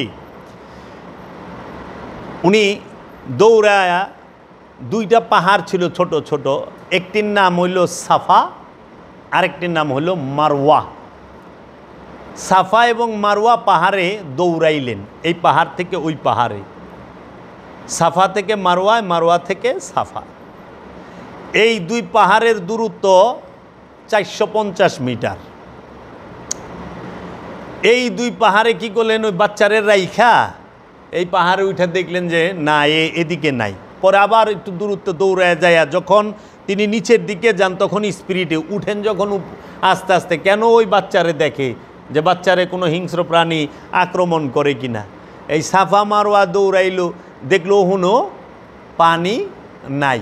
তো এই দিকে আবার ওই কাবা শরীফের এই দিকে ইয়ামেনের কিছু দুইটা গোত্র, তারা এই উট দুম্বা এগুলা চড়াইতো, ছাগল চড়াইতো। একটি কওমের নাম কওমে উমাল এবং আরেকটির নাম হলো কওমে জুরহাম। এই দুইটা কাবিলারা ওইখান থেকে কোনো বসতি ছিল না, পানি ছিল না। তো যখন সাফা মারওয়া দৌড়ায়, দেখে যে কোনো পানির সন্ধান নাই। তো সাফা মারওয়া দৌড়ানো কার সুন্নত? মা হাজেরার। মা হাজেরা কি নবী? না। মা হাজেরা কি রসুল? না। মা হাজেরা হচ্ছেন আল্লাহর কামেল অলি। তাহলে অলির সুন্নত সাফা এবং মারওয়া পাহাড় দৌড়ানো, এবং এহরামের কাপড় পরা, 2 টুকরা শিলি ছাড়া, এটা সুন্নতে ইব্রাহিম এবং সুন্নতে মা হাজেরা। মা হাজেরা 3 টুকরা পরছেন। তো এখন যখন রিটার্ন আসছে, আইসা দেখে কি তার ছেলে ইসমাইল আলাইহিস সালামের কদম মোবারকের সামনে পানির ফোয়ারা উঠতাছে, পানি উঠতাছে। তিনি দেখা তো অবাক এবং শুকরগুজার করলেন, যেটা রবের কুদরত। তখন তিনি সেইখান থেকে যে আল্লাহর নবী আল্লাহর রসুলের বরকতে যে পানি পাইলেন সেই পানি দাঁড়াইয়া পান করলেন এবং শিশু বাচ্চাকেও পান করাইলেন। এখন যেভাবে পানি উঠতেছে উনি দেখতেছেন এইভাবে পানি উঠলে এই কাবা এই অঞ্চলটা এই জায়গাটা পানি দিয়া বইরা যাইব, কাবা ঘরটা ডুইবা যাইব। তো তার জন্য মা হাজেরা ওইখানে বাচ্চাকে কুলে নিয়ে বললেন, ইসমাইল আলাইহিস সালামকে কুলে নিয়ে বললেন, জম জম, থামো থামো। জম জম এইটা হলো হিব্রু ভাষা। জম জম শব্দের অর্থ হলো থামো থামো, পানিকে থামতে কইছে, হে পানি থামো থামো। এই নাম হয়ে গেল জমজম কূপ। জমজম কূপ খনন করা হইল। জমজম কূপের পানি পান করলে পবিত্র হয়, গুনাহ মাফ হয়, রোগ বেহাত ভালো হয়। তো জমজম কূপের এই বরকত যখন ওই যে দুই কাবিলা, যেটা কওমে জুরহাম এবং কওমে উমাল, এরা দেখলো, তো ওই যে ওনাদের উট এবং দুম্বা হারায় গেছিল, খুঁজতে আইসা দেখে কি এইখানে পানি, ছাগল হারায় গেছে, পানি। আরে এনে পানি এলো কই থেকে, এন তো আগে পানি ছিল না। তো দৌড়ে যায় তাদের সর্দারের কাছে, কইছে, সর্দার ওই জায়গায় তো পানি পাওয়া গেছে এবং অনেক পানি উঠতেছে, এবং ওই জায়গায় এমন একজন নারীকে আমরা দেখছি এবং তার কাছে একটি শিশু সন্তান আছে, দেখা মনে হয় অনেক খানদানি ঘরের হবে। তখন তাদের সর্দাররা আসলো, সবাই আসলো, আইসা বলল যে আমরা এখানে অবস্থান করতে চাই, যদি আপনি অনুমতি দেন, যদি আপনি আমাদেরকে এখানে অবস্থান করতে দেন, এর বিনিময়ে আমরা আপনাদের 10টা ছাগল উপহার দেব। তখন মা হাজেরা বললেন, হ্যাঁ বসবাস করতে পারবেন এবং উপহার নিলাম, কিন্তু পানি আমার আন্ডারে, আমার অধীনে থাকবে, পানি নিতে পারবে, আমার ইচ্ছারা আপনাদের কবজায় যাবে না পানি। ঠিক আছে, মঞ্জুর। এই 10টা ছাগল উপহার দেওয়ার পরেই এই ইব্রাহিম আলাইহিস সালামের ছেলে ইসমাইল আলাইহিস সালাম সেই ছাগল এবং কে কাবাগরের পাশেই, যেখানে এখন হাতিম, এই স্থানে বাইন্দা রাখতো, আমরা কিতাব থেকে জানি। তাইলে পরে আপনি দেখেন জমজম কূপের ইতিহাস আপনি জানলেন, কাবা প্রথমকে নির্মাণ করেন জানলেন, পরে ছেলেকে এবং স্ত্রীকে দেখার জন্য ইব্রাহিম খলিলুল্লাহ আসেন মক্কায়, এবং মক্কা শরীফে বাক্কা নগরীতে যে বাইতুল মসজিদুল হেরেম, বাইতুল আতিক, সেই মসজিদুল হেরেমকে তিনি তার ছেলেকে নিয়ে কি করেন, পুনর্নির্মাণ করেন, আবার সেটাকে সংস্কার করেন তৃতীয়বারের মতো। কাবা ঘরের হাইট উঁচা করেন, উচ্চতা দেয়াল উঁচা করেন। এখন দেয়াল উঁচা করতে যায়া যখন তিনি উঁচা করেন, এই কাদামাটি যেটা আছেন, যেটা পাথরই হোক যেই হোক, সেটা দিয়ে সে যখন নির্মাণ করেন, এখন উঁচায় কি করব, উঁচায় রাখবো কিভাবে, তখন একটি পাথর নিলেন, সেই পাথরটিকে বলা হয় মাকাম ইব্রাহিম। এটা এমন এক পাথর, ওনার যতখানি উচ্চতার প্রয়োজন হইতো অটোমেটিক উচ্চ হইতো, আবার যতখানি নিচু প্রয়োজন হইতো ওইটা অটোমেটিক হইতো। এটাই তার মোজেজা, কারিশমা ছিল। তো ইসমাইল আলাইহিস সালামকে নিয়ে ইব্রাহিম আলাইহিস সালাম সেই হাজরে যে মাকাম ইব্রাহিম, সেই মাকাম ইব্রাহিমের উপরে দাঁড়ায়া কাবা ঘরের সংস্কার করেন। করার পরে সেই হাজরে যে মাকাম ইব্রাহিম, সেটাকে কাবাঘর থেকেই নিকটেই রাখা হয়, এবং এই মাকাম ইব্রাহিম থেকেই মুসল্লা গ্রহণ করতে বলা হয়েছে সবাইকে। নামাজের জন্য, সলাতের জন্য জায় নামাজ গ্রহণ করতে বলা হয়েছে। ওয়াত্তাখিজু মিন মাকাম ইব্রাহিমা মুসল্লান, তোমরা ইব্রাহিমের মাকাম হইতে নামাজের স্থান গ্রহণ করো, মুসল্লা জায় নামাজ গ্রহণ করো। সূরা বাকারার 125 নম্বর আয়াতে আল্লাহ বইলা দিছে। তাহলে আপনারা মাকাম ইব্রাহিমের বিষয়ও জানলেন, এটা কুদরত। এখন মাকাম ইব্রাহিমের এইখান থেকে 2 রাকাত শুকরানা নামাজ পড়ে মুসল্লা গ্রহণ করে কাবাঘর তোয়াফ করতে হয় হজের উদ্দেশ্যে। কাবাঘর যেখানে অবস্থান করে সেই স্থানকে বলা হয় বাক্কা, এবং কাবাঘরকে বলা হয় মসজিদুল হেরেম। মসজিদুল হেরেমের যে চতুর্পাশ, সেই চতুর্পাশের যে স্থান তাহাকে বলা হয় আরকান। তোমাদেরকে যদি আমি একটু দেখাই, এই যে দেখো মসজিদুল হেরেমের ছবি মোবারক, এই এইটাকে বলা হয় মসজিদুল হেরেম। আর এইটার যে অঞ্চল, এই যে জায়গা নিচের, এই অঞ্চলকে বলা হয় বাক্কা। আর এই মসজিদুল হেরেম যে শহরে অবস্থান করে সেই শহরকে বলা হয় মক্কা। মক্কা মানে যে এনে পানি নাই, বাক্কা মানে যে জমিন কান্না করে। আর এই মসজিদুল হেরেমের যে পুরাটা এই পর্যন্ত ইব্রাহিম আলাইহিসসালামের জমানায় ছিলেন, এটাকে বলা হয় যে ইউর মতো দেখো না হলুদ, এটাকে বলা হয় হাতিম। এই ভেতরের অংশকে এই হাতিম সহ কাবা ঘর ছিল। রাসূল সাল্লাল্লাহু আলাইহি সাল্লামের বয়স যখন 14 বছর, তখন এই কাবা ঘর সংস্কারের সময় হাতিমকে বাহিরে রাখা হয় অর্থ কম পড়ার কারণে। এর পিছনে আরও রহস্য আছে, আমি ধাপে ধাপে বলি। এই কাবা ঘরের যে চতুর্দিক, এই চার কোণার চতুর্পাশ যেটা, এই স্থানকে বলা হয় আরকান। কি বলা হয়? আরকান। আর কাবা ঘরের 4টা কর্নার আছে, 4 কোণা, এটা স্কোয়ারে ঘরটি, কাবা শরীফটা। এই কাবা শরীফের 4 কর্নারকে বলা হয় রুকনি। কি বলা হয়? রুকনি। 4টা রুকনের নাম আছে। একটি হলো রুকনে হাজরে আসওয়াদ, যে কর্নারে হাজরে আসওয়াদ লেগে আছে, এই যে এই কর্নারে, এই যেখানে হাজরে আসওয়াদ লেগা আছে, দরজার পাশে, দরজা থেকে দরজা যেই কর্নারে কাবা শরীফের, সেই কর্নারেই হাজরে আসওয়াদ লাগা। এটাকে বলা হয় রুকনে হাজরে আসওয়াদ। ঠিক এই কর্নারকে বলা হয় রুকনে ইয়ামানি, রুকনে ইরাকি, রুকনে শামি। 4টা কর্নারকে বলা হয়। আর এই যে কাবা ঘরের যে ছাদের উপরে একটি স্বর্ণের পাত্রী দেওয়া, কাবা শরীফের ছাদের পানি পড়ার জন্য, এই স্থানকে বলা হয় নিজাবে রহমত। মিজাবে রহমত মানে রহমতের পানি কোথায় পড়ে? এই হাতিমে। তাহলে আমরা পাইতেছি আরকান, রুকনি, 4টা রুকন, রুকনে হাজরে আসওয়াদ, রুকনে ইয়ামানি, রুকনে শামি, রুকনে ইরাকি। পাচ্ছি নিজাবে রহমত, আমরা পাচ্ছি হাতিম। এবং কাবা ঘরের গিলাপকে বলা হয় কাছুয়া। কাছুয়া বলা হয়, কাছুয়া। এখন এই কাবা ঘরের যে চতুর অঞ্চল, এই অঞ্চলকে বলা হয় আরকান। কাবা ঘরের তোয়াফ শুরু করতে হয় অ্যান্টি ক্লক ওয়াইজ, যে ঘড়ি তো এইভাবে ঘুরে, এটা বাম দিক থেকে ঘুরবো। তো তোয়াফ শুরু করতে হয় যেই কর্নারে হাজরে আসওয়াদ, সেইখান থেকে শুরু করে তোয়াফ করবে বাম দিক থেকে 7 চক্কর।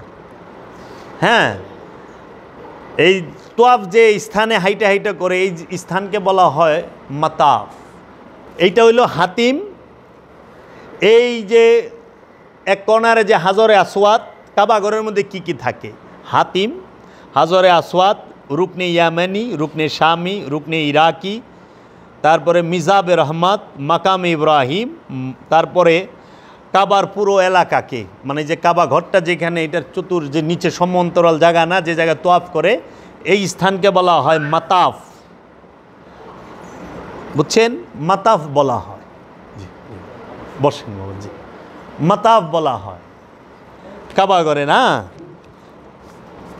কাবা ঘর। বসেন বাবু। কাবা ঘর তোয়াফ শুরু করতে হয় কোথা থেকে?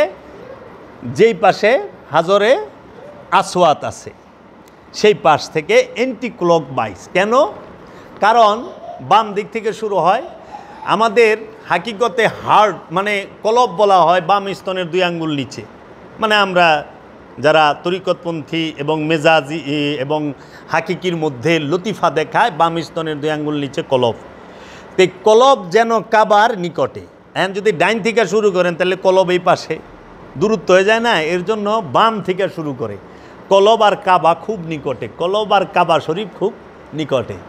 হ্যাঁ, এই যে আমরা যেরকম নিরিখ রাখি, আমার জিন্দা কাবা, জ্যান্ত কাবা, নুরি কাবা, হাকিকি কাবা আমার আপন মুর্শিদের দিকে, ঠিক এইভাবে তওয়াফটা করতে হয়।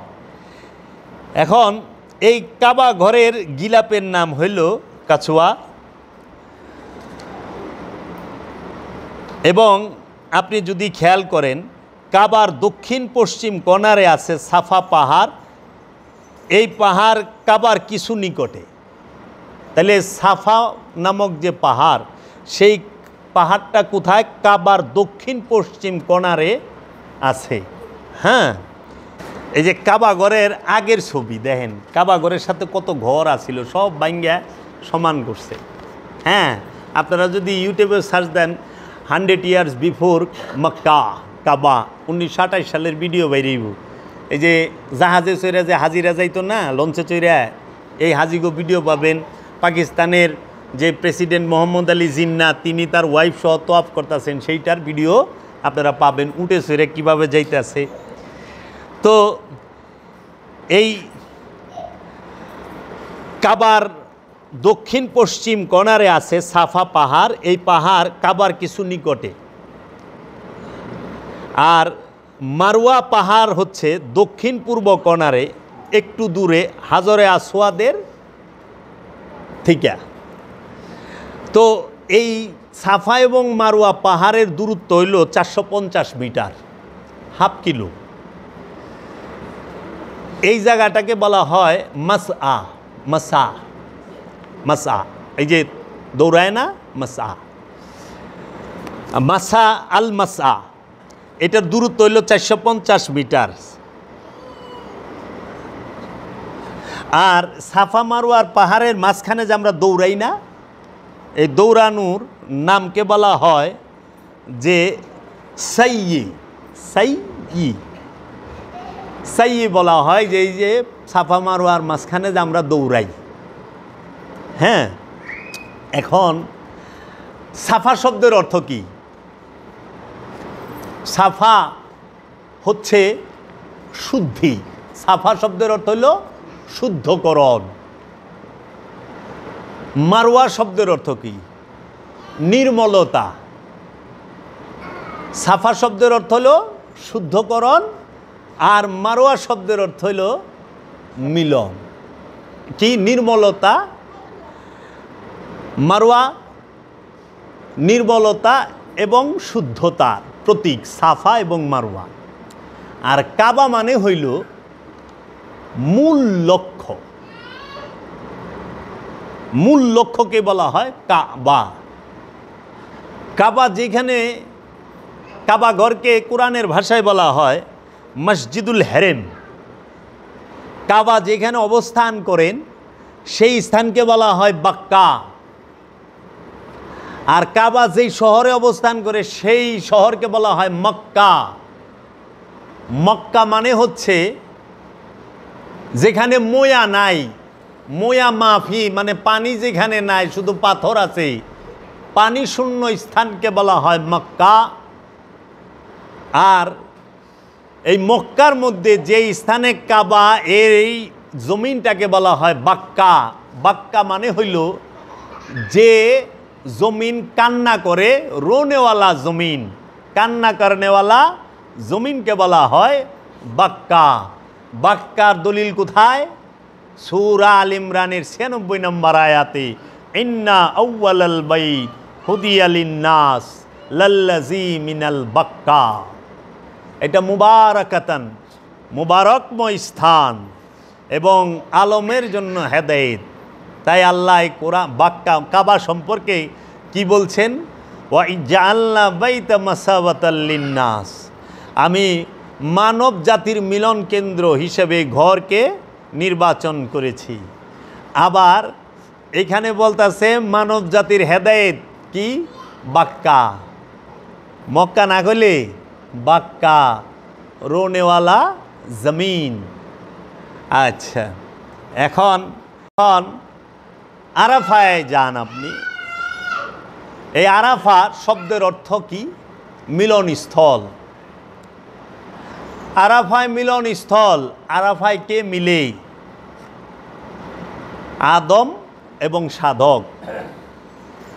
আমরা ইয়ের ভিতরে জানি যে আরাফার ময়দানে মা হাওয়া এবং বাবা আদমের মিলন হয়েছিল। আর হাকিকতে আরাফার ময়দানে আপন গুরুর সাথে ভক্তের মুরিদের যে স্থানে মিলন হবে সেটাকেই বলা হয় আরাফার ময়দান। বুঝছেন?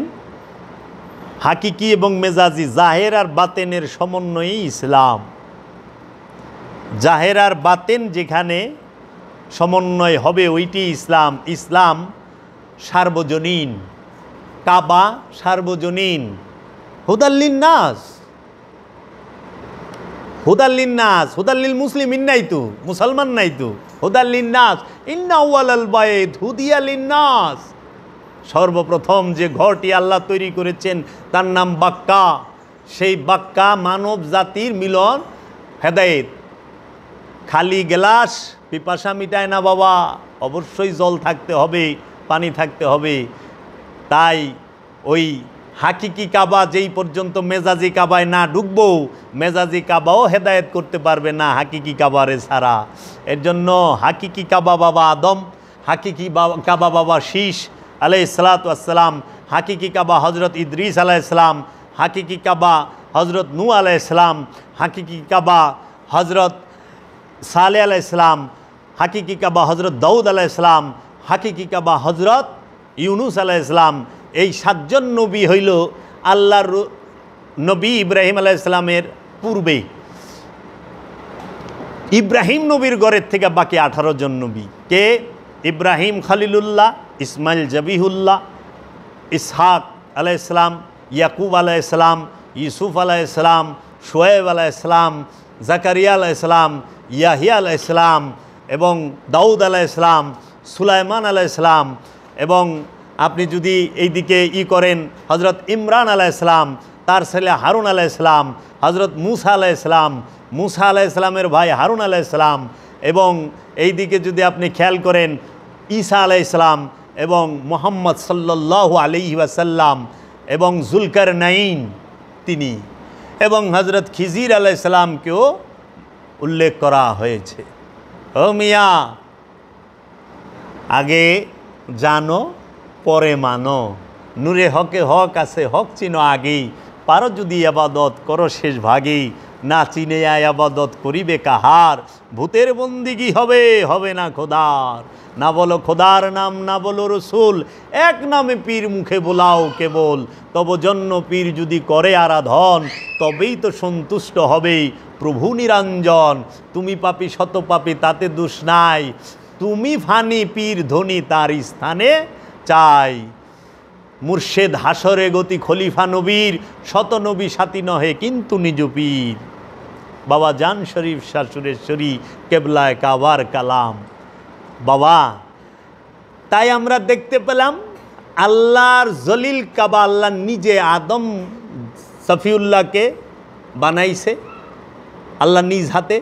আর আদম আলাইহিস সালাম আমাদের মতো নাদান মানুষদের জন্য একটি তার মহাপবিত্র হাত দিয়ে একটি মেজাজি কাবা, একটি রূপক কাবা, একটা আনুষ্ঠানিক কাবা মাটি কাদা দিয়ে পাথর দিয়ে তৈরি করলেন প্রতীকী হিসাবে, যেন আমরা এই কাবা মেজাজি কাবাকে অনুসরণ করে হাকিকি কাবাকে চিনতে পারি।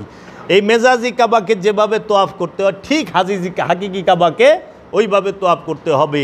এর জন্য আমরা কোরআনে সূরা হজের 27 নম্বর আয়াতে দেখতে পাই যে আপনি মানুষদের মধ্যে হজের ডাক দেন, তারা যেন আপনার কাছে আসে। ইব্রাহিম আলাইহিস সালামের কাছে হজ করতে আইতে কইছে, কাবা মক্কায় যাবার হয় না, ইব্রাহিমের কাছে। এখন ইব্রাহিম আলাইহিস সালাম কাবা ঘর তো আছে, ইব্রাহিম আলাইহিস সালাম কু? তুর পাহাড় তো আছে, মুসা আলাইহিস সালাম কু? নাকি মাছ তো সাগরে আছে, ইউনুস আলাইহিস সালাম কু? জাহাজ তো সাগরের মধ্যে আছে, ওই নূহ আলাইহিস সালাম কু? কেউ বাবা জলফই গাছ তো এখনো আছে, ঈসা আলাইহিস সালাম কু? হেরা পর্বত তো এখনো আছে, মুহাম্মদ সাল্লাল্লাহু আলাইহি ওয়াসাল্লাম কোথায়? ভালো ভালো কথার বস্তাগুলো এখনো আছে, সুন্দর সুন্দর কথা। আল্লাহর কামেল, আল্লাহর অলিরা কই এবং কামেল অলিদের অনুসরণ কই? মুসলমান ধ্বংস হবে না হবে কি? কারণ আল্লাহর কামেল অলিগ অনুসরণ, নবী রসুলের অনুসরণ, ইত্তেবা ছাইরা দিয়া তাহারা তাদের খেয়াল খুশির অনুসরণ করতেছে, তো ধ্বংস অনিবার্য। আচ্ছা, এই কাবা তো পাইলেন। এই কাবা ঘরের যে এই যে দেখেন স্থান, এতটি কথা বলার কারণ কি? জমজম পাইলেন। জমজম মানে থামো থামো। সাফা শব্দের অর্থ শুদ্ধিকরণ, মারওয়া শব্দের অর্থ নির্মলতা, আরাফাত শব্দের অর্থ মিলনস্থল, কাবা শব্দের অর্থ হইল কি? লক্ষ্য। আর কেবলা শব্দের অর্থ হইল উপলক্ষ্য। ইমাম শব্দের অর্থ হইল নেতা। যে নিয়ত এবং কর্মের সামনে যাকে রাখা হয় তিনি হইল ইমাম। নিয়ত এবং কর্মের সামনে যাকে রাখা হয় সে হইল ইমাম। এই যে দেখেন হাজরে, এইটাকে বলা হয় হাতিম। এই স্থানটাকে, এই যে ইউর মতো, এইটা প্রায় 4 থেকে 5 ফিট চওড়া এবং 4 থেকে 5 ফিট খাড়া। এইটার ভিতরেই এই যে জায়গা দেখেন, এই যে হাজরে ইসমাইল লেখা, এই হাতিমের ভিতরেই হজরত ইসমাইল আলাইহিস সালাতু ওয়াস সালাম এবং তিনার মা হাজের আলাইহিস সালামের পবিত্র মাজার শরীফ, রওজা মুবারক, যদি সাধারণ মানুষের বলার জন্য বলি সেটি হলো কবর। এই রওজা মুবারক, মাজার শরীফ জিয়ারত, ভক্তি সেজদা কি হাজী সাহেবরা করেন না? এই হাতিমের ভেতরে হজরত ইসমাইল আলাইহিস সালাতু ওয়াস সালামের রওজা মুবারক এবং তিনার মায়ের রওজা মুবারক। এই হাতিমের এইখানে ইসমাইল আলাইহিস সালাম তিনি তার ছাগল বান্ধা রাখতেন এবং তিনিও থাকতেন এই কাবা ঘরের সাথেই। এই কাবা ঘরের কোনো ছাদ ছিল না ইসমাইল আলাইহিস সালামের জমানায়, ইব্রাহিম আলাইহিস সালামের জমানায়। এই কাবা ঘরের মা হাজেরা এবং ইসমাইল আলাইহিস সালামের মাজার। দলিল কোথায়? দলিল হইল কিতাবের নাম তারিখে মক্কা, লেখক যিনি তার নাম হচ্ছে হজরত হাসান বসরি। নাম শুনছেন না? হজরত রাবিয়া বসরির পীর হাসান বসরি। হজরত হাসান বসরিকে মাওলা আলী করমল্লাহু ওয়াজহুর খলিফা, সাধক খলিফা, এবং তিনি মাওলা মহাপ্রভু মুহাম্মদ সাল্লাল্লাহু আলাইহি ওয়াসাল্লামের দিদারও পেয়েছেন। তিনি সাহাবিও, তিনি তাবেঈনও। বুঝাইছে? তার কিতাব একটু পারলে যায় উল্টাই দিয়েন, পৃষ্ঠা নাম্বার কইলাম না, ওইটা রাখলাম, যখন দরকার হইব বেশি ঘটর করবেন, পৃষ্ঠা নাম্বার শুদ্ধ কমু। হ্যাঁ, আবার এটা সম্পর্কে যদি জানতে চান, বিশ্বের সর্বশ্রেষ্ঠ বিখ্যাত যারা আলেম আছে তাদের থেকে শুনেন। আরে জ্ঞান অর্জন করতে হয় আলেমের কাছ থেকে। এই জাহেলগো কাছে যারা নাকি বাজারে আটে আর গান গায়, ওয়াজের নামে গান গায়, এগো থেকে আপনি কিছু শিখবেন না। তো এক জামানা সোহবতে বা আউলিয়া, একটা মুহূর্ত যদি কেউ আল্লাহর ওলির সান্নিধ্যে কাটায়, সে 70 বছরের বেরিয়া ইবাদতের থেকেও উত্তম সময় কাটায়। এবং আল্লাহ রসুল বলছে, তুমি জ্ঞান অর্জনের জন্য সুদূর চীন দেশে যাও, দুনিয়া হইতে কবর পর্যন্ত বিদ্যা জ্ঞান অর্জন করো। হ্যাঁ, 1 ঘন্টা জ্ঞান অর্জন 70 বছরের ইবাদতের থেকে এই 70 বছরের বেরিয়া ইবাদত থেকে উত্তম। বুঝছেন? এখন কাবা শরীফে গেলে মজা পাইবেন, জানবেন, ভক্তির সাথে চুম্বন করবেন, শ্রদ্ধা করবেন। হ্যাঁ, তাহলে আমরা জানলাম হাজরে আসওয়াদ বাবা আদমের আসন বসার, মাকামে ইব্রাহিম আলাইহিস সালামের দাঁড়ানোর স্থান, আর ওই সাফা মারওয়া এবং আমরা জানলাম, এবং হাতিমের ভিতরে কি সেটাও জানলাম। এখন আহেন হাতিম বাইরে আইলো কেন? হাতিম কাবাগর থেকে বাহিরে আসলো কেন? কাবাগর টোটাল কতবার সংস্কার হয়েছে?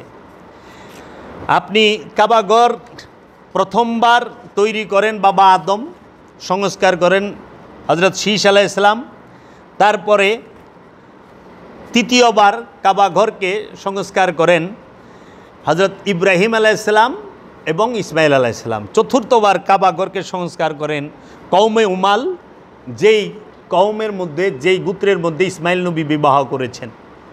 ইসমাইল নবীও 2 বিবাহ করেছেন, কওমে উমাল এবং কওমে জুরহাম, এই 2 গোত্রের মধ্যে। এবং তারাও কাবাঘরের অনেক খেজমত অনেক সংস্কার করছে। আমি কাবা সম্পর্কে বলছি।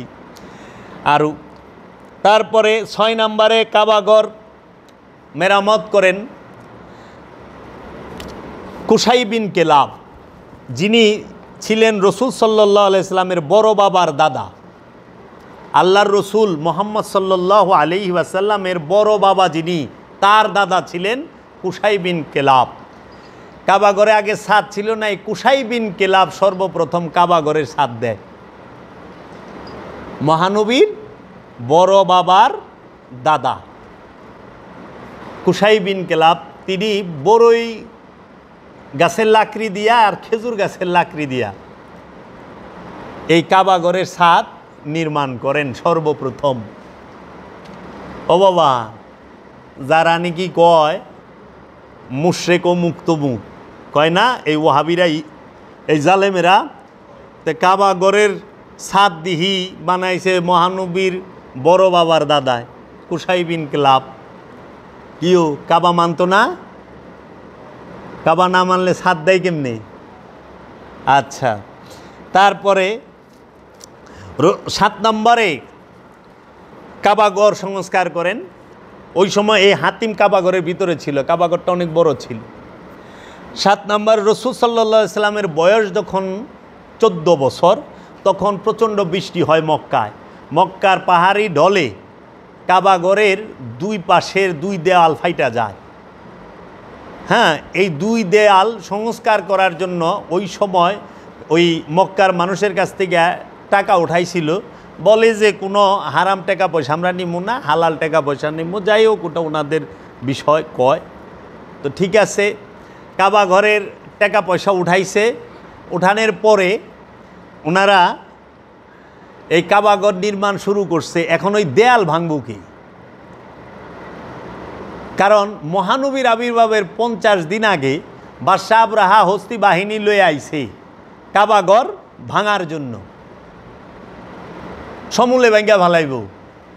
তখন রসুল সাল্লাল্লাহু আলাইহি ওয়াসাল্লামের দাদা ইমাম আব্দুল মুত্তালিব, তিনি হেরা পর্বতে দাঁড়িয়ে দূর থেকে দেখছিলেন যে বাদশাহ আবরাহার বাহিনী অনেক বড়। আমি সংক্ষেপে কইতাছি।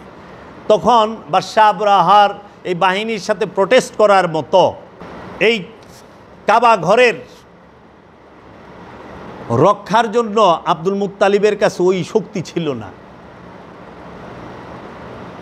সামর্থ্য ছিল না। তখন তিনি হেরা পর্বতে দাঁড়াইয়াই ফরিয়াদ করছিলেন, ইয়া রব্বে কাবা, আমার তোর শক্তি নাই এর সাথে দেবার, তুমি তোমার ঘর রক্ষা করো।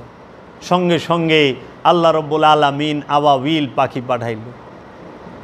যেই ওহাবি খারিজিরা আল্লাহর রসুলের বংশকে নিয়ে ছোট করে কথা বলেন, আল্লাহর রসুলের বাপ দাদাকে নিয়ে, চাচাকে নিয়ে ছোট করে কথা বলেন, বেদবের মতো কথা বলেন, আপনারা দোয়া করলে তো বৃষ্টি নামে না, আবাবিল পাখি এই বকুর থেকে।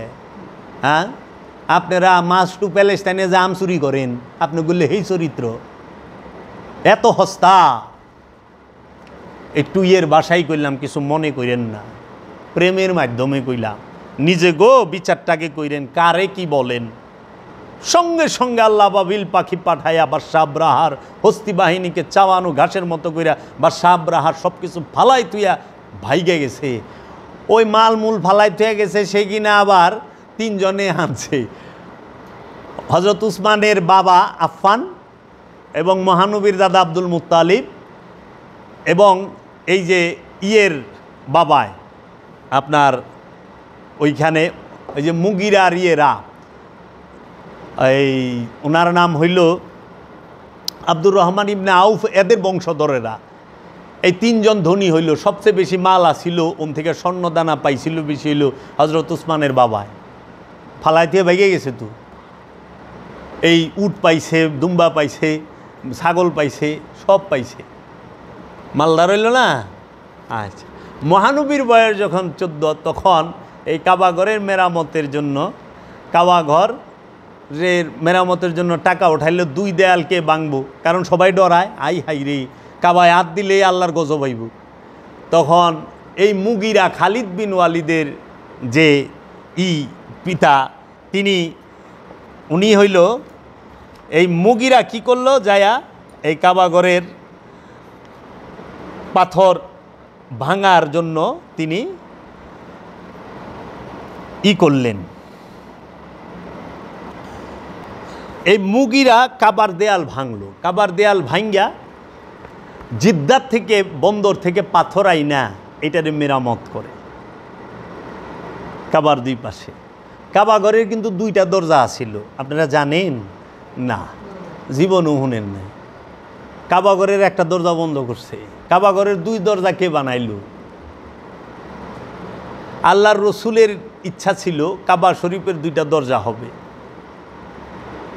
তো কাবাগরের দুই দরজা আল্লাহর রসুল বানাইতে পারেন না, কারণ ওই সময় তাদের যারা সাথী সঙ্গী ছিল আল্লাহর রসুলের, তারা সমর্থন দেয় নাই পুরোপুরি।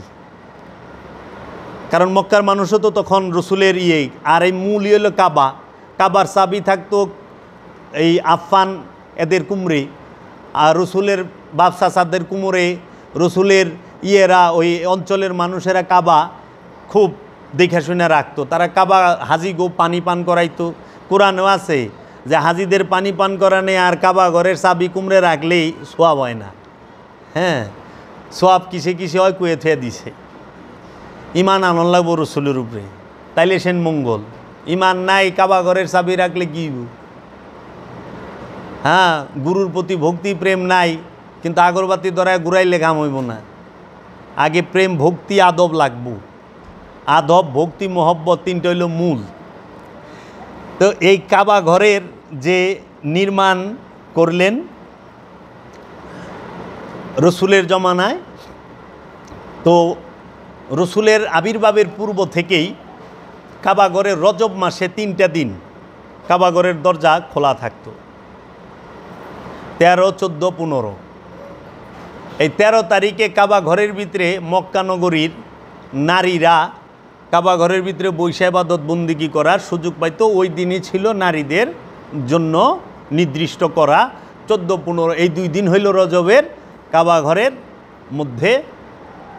এই 14, 15, 16 3 দিন। 14 তারিখ ছিল কাবা ঘরে প্রবেশ করা নারীদের জন্য উন্মুক্ত। তো ওই দিন মাওলা আলীর মা কাবা ঘরে ঢুকছে, যে মাওলা আলীও পৃথিবীতে আগমন করব। তো এর পূর্বে একটু যায় কাবা ঘরে, যেহেতু রজব মাস বৈশা থাকে, একটু ইবাদত বন্দিগি করে আহে। মাওলা আলীর মা ফাতেমা বিনতে আসাদ কাবা ঘরে ঢুকছে, প্রসব বেদনা উঠা গেছে। কি করব, ওইখানেই মাওলা আলীর আগমন হয়েছে কাবা ঘরের ভিতরে। রজব মাস মাওলা আলীর আবির্ভাব দিবস 13 এই রজব মাস। হ্যাঁ, তাহলে আমরা পাইলাম কাবা ঘরে নারীরা প্রবেশ করত ঘরের ভিতরে। এখন তো মনে করেন মানুষ যারা অনেক ধনী বাদশাহ রাষ্ট্রপতি তারা ঢুকতে পারে, সাধারণের লেগে ঢোকার কোনো সুযোগ এখন না, আগে ছিল। পরে রসুলের জমানায় যখন এই টাকায় হইল না, অর্থে, এই পর্যন্ত আইসা কাবা থাইমা গেল, হাতিমকে বাইরে রাখা হইল।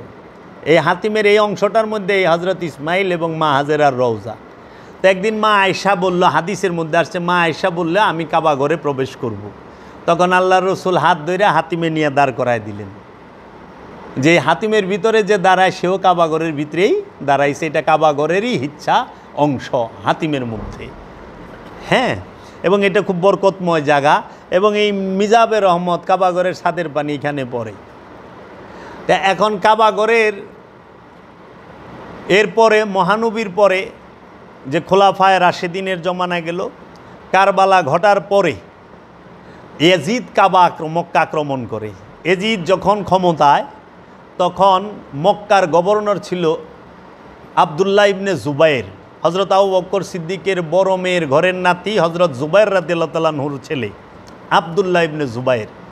আবদুল্লাহ ইবনে জুবাইর রাদিয়াল্লাহু তাআলা আনহু তিনি মক্কার গভর্নর।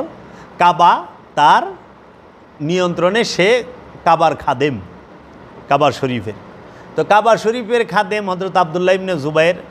তো আবদুল্লাহ ইবনে জুবাইরকে হটানোর জন্য খলিফা মনসুর থেকে দায়িত্ব পাইল হাজ্জাজ বিন ইউসুফ, কাবা আক্রমণ করো। হাজ্জাজ বিন ইউসুফ, যে ইসলামে হিটলার রক্তপিপাসু, ইসলামের সবচেয়ে বড় খুনির নাম হাজ্জাজ বিন ইউসুফ।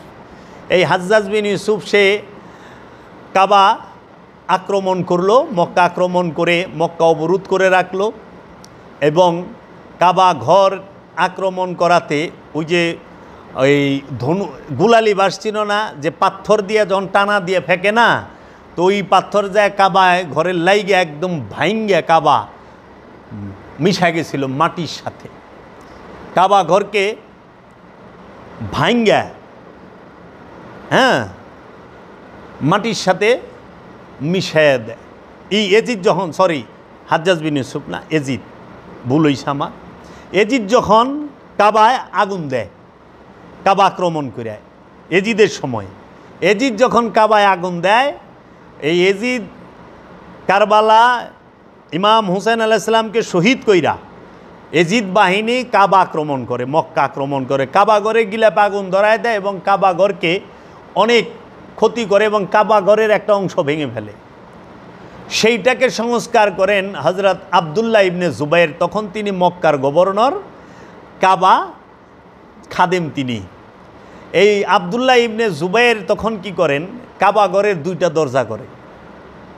কাবা ঘরের 2 দরজা যে তৈরি করেন তার নাম হইল হযরত আব্দুল্লাহ ইবনে জুবাইর। তিনি সাহাবীও, তিনি তাবেঈনও, বুঝছেন, এবং সাহাবীর ছেলে, এবং হযরত আবু বকর সিদ্দিক রাদিয়াল্লাহু তাআলা আনহুর যিনি বড় মেয়ে হযরত আসমা, তার ছেলে, মা আয়েশার বড় ভাগিনা, বড় বোনের ছেলে।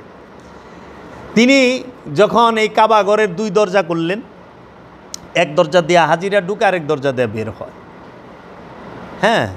এবং কাবা ঘর থেকে 20 বছর হাজরে আসওয়াদ চুরি করে লয়ে গেছিল একটা ফেরকার লোকেরা, এটা আরও পরের।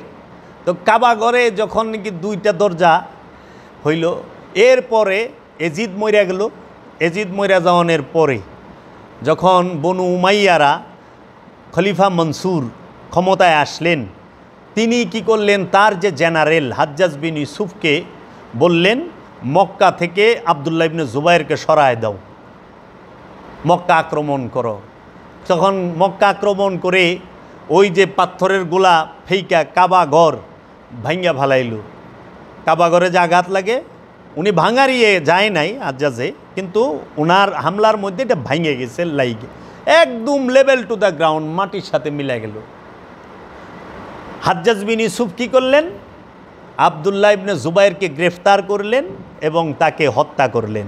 আব্দুল্লাহ ইবনে জুবাইর শহীদ হইলেন। খেয়াল করেন, সাহাবীর ছেলে, তাবেঈন, তিনিও সাহাবী, মাওলা হুসাইনের সমবয়সী তারা, মাওলা হাসানের, এবং তিনি খাদেমুল হারামাইন, কাবার খাদেম, আবার গভর্নর, আবার কোরআনে হাফেজ, তিনি মুফতি, তিনি কাজী, তিনি গভর্নর, সব তারে যে মাইরা ভালাইলেন। কে মারল? হাজ্জাজ বিন ইউসুফ। হাজ্জাজ বিন ইউসুফ কি করলো, এই আব্দুল্লাহ ইবনে জুবাইর ওই সময় আবার কাবা যে সংস্কার করছে না এজিদের হামলার পরে, তখন এই হাতিমকে কাবার ভিতরে নিয়ে আসছিল। হাতিমকে কাবার ভিতরে নিয়ে কাবার 2টা দরজা করছে, এক দরজাদা ঢুকবে, এক দরজাদা বাইরে।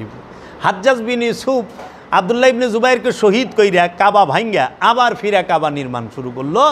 তখন তিনি আবার 2 দরজা বন্ধ করে দিয়ে 1 দরজা রাখলো এবং হাতিমকে বাইর করে দিল হাজ্জাজ বিন ইউসুফে। তখন হাজ্জাজ বিন ইউসুফের এই কর্মকাণ্ড দেখে যিনি এইখানে একজন আমাদের হজরত ইমাম মালিক ইবনে আনাস, হজরত ইমাম মালিক ইবনে আনাস বললেন, কাবার নকশা এবং তামির আর বদল করা যাইব না। এটা বাদশাগাতের খেলনার মতোই যাইব না, কি যে যার খুশি যখন খুশি যেমনি ইচ্ছা অমনি করব না। কাবার আর কোনো পরিবর্তন করা যাবে না, সংস্কার করবে কিন্তু পরিবর্তন করা যাবে না। তাইলে নভেম্বরের মতো সংস্কার করলো যে হাজ্জাজে, হাতিমরে বাইর করে দিয়া তিনি কাবাঘর। তাই আমি শুনতাম যে আমরা যে কাবা আগে তওয়াফ করেছি সেটা ছিল ইব্রাহিম খলিলুল্লাহ তৈরি, আর আমরা এখন যে তওয়াফ করতেছি সেইটাকে হাজ্জাজ বিন ইউসুফ সে সংস্কার করছে এবং মাটির সাথে মিলায় ফেলাইছিল, আবার সেই নকশা অনুযায়ী সে তৈরি করছে। এই হাজ্জাজ বিন ইউসুফ নভেম্বরের মতো তিনি কাবাঘর এবং এরপরে কাবা ঘর আর পুনর্নির্মাণ হয় নাই, সংস্কার হয়েছে। 960 হিজরিতে বাদশাহ সুলেমান, 960 হিজরি সনে বাদশাহ সুলেমান, ওই যে উসমানী খেলাফতে বাদশাহ সুলেমান, তিনি কাবা ঘরের ছাদ বদল করে দেন। ওই যে লাকড়ি, যে বড়ই গাছের বড়ইয়ের লাকড়ি, খেজুরের লাকড়িটা করছিল না, সেটাকে ছাদে পরিণত করেন। এটা হলো 10বার সংস্কার। 11তম সংস্কার হয় 1039 হিজরিতে। বৃষ্টির পানি দেওয়ালের উপরে এসে পড়ে এবং পূর্ব দক্ষিণ দেয়াল ফাটল ধরে ভেঙে যায়। সুলতান মুরাদ এইটার সংস্কার করেন এবং 1417 হিজরিতে উন্নত টেকনোলজির দ্বারা পাথরের ভিতরের গাঁথনির যে মশালা আছে, যে ম্যাটেরিয়ালস আছে, সেইটা জেদিদ টেকনোলজি, যে জেদিদ মেশিন দ্বারা সেটাকে তৈরি করা হয় কাবাকে। এটা করে বিন লাদেন কোম্পানি। এই যে উসামা বিন লাদেন আছে না, তার পিতা বিন লাদেন কোম্পানি, সৌদি আরবে মক্কা মদিনা শরীফের কাম বিন লাদেন কোম্পানি করতো এবং খুব সুন্দর করছে। এখন এই কাবা ঘরে অনেক উপহার নজরানা দেওয়া হইতো, অনেক বাদশারা উপহার নজরানা দিছে। কাবা ঘরের দরজা এটি স্বর্ণের, কাবা ঘরের দরজাটি স্বর্ণের, 280 কিলো থেকে 300 কিলো স্বর্ণ দিয়ে তৈরি করা। কাবা ঘরের যে চৌকাঠ, সেটা চাঁদির, মানে রূপার চৌকাঠ, স্বর্ণের দরজা।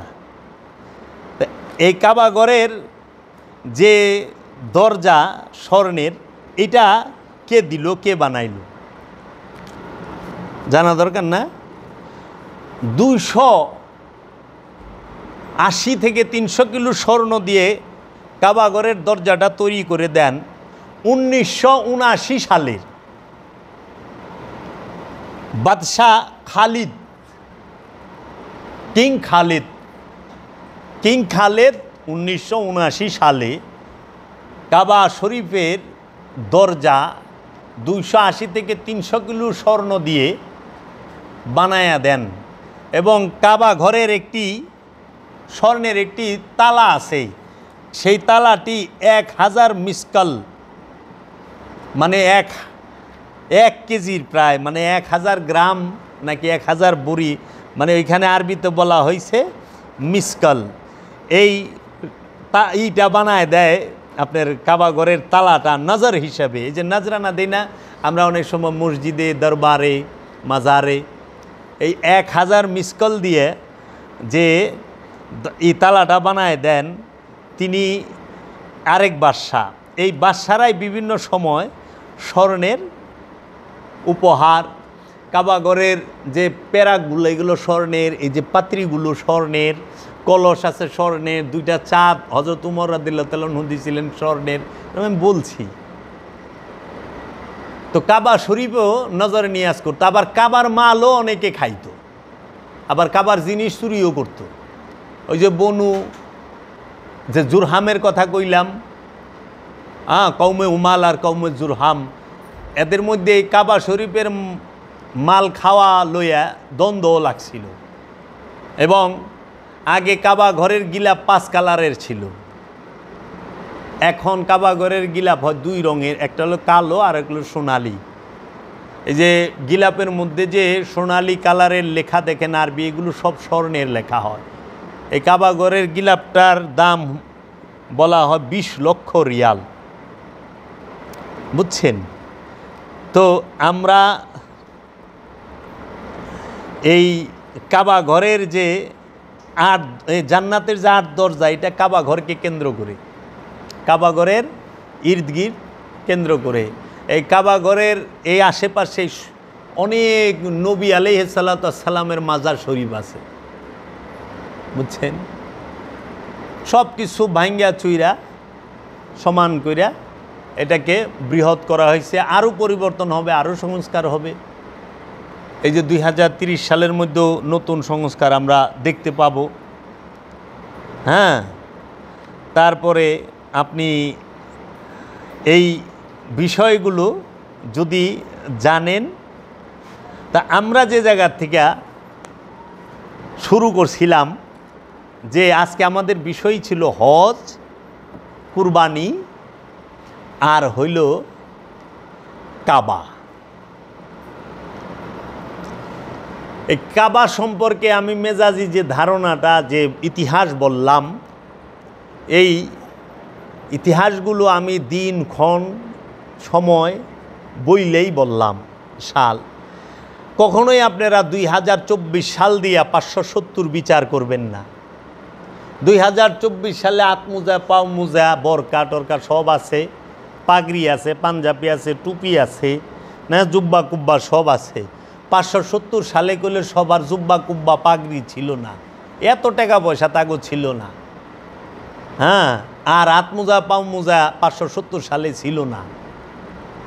আতমোজা পাও মোজা আধুনিক আবিষ্কার, বরকা আধুনিক আবিষ্কার। আগে ওই আমলে কাফনের কাপড় চুরি হইতো, একটু কোরআন হাদিস গাইতে দেখবেন।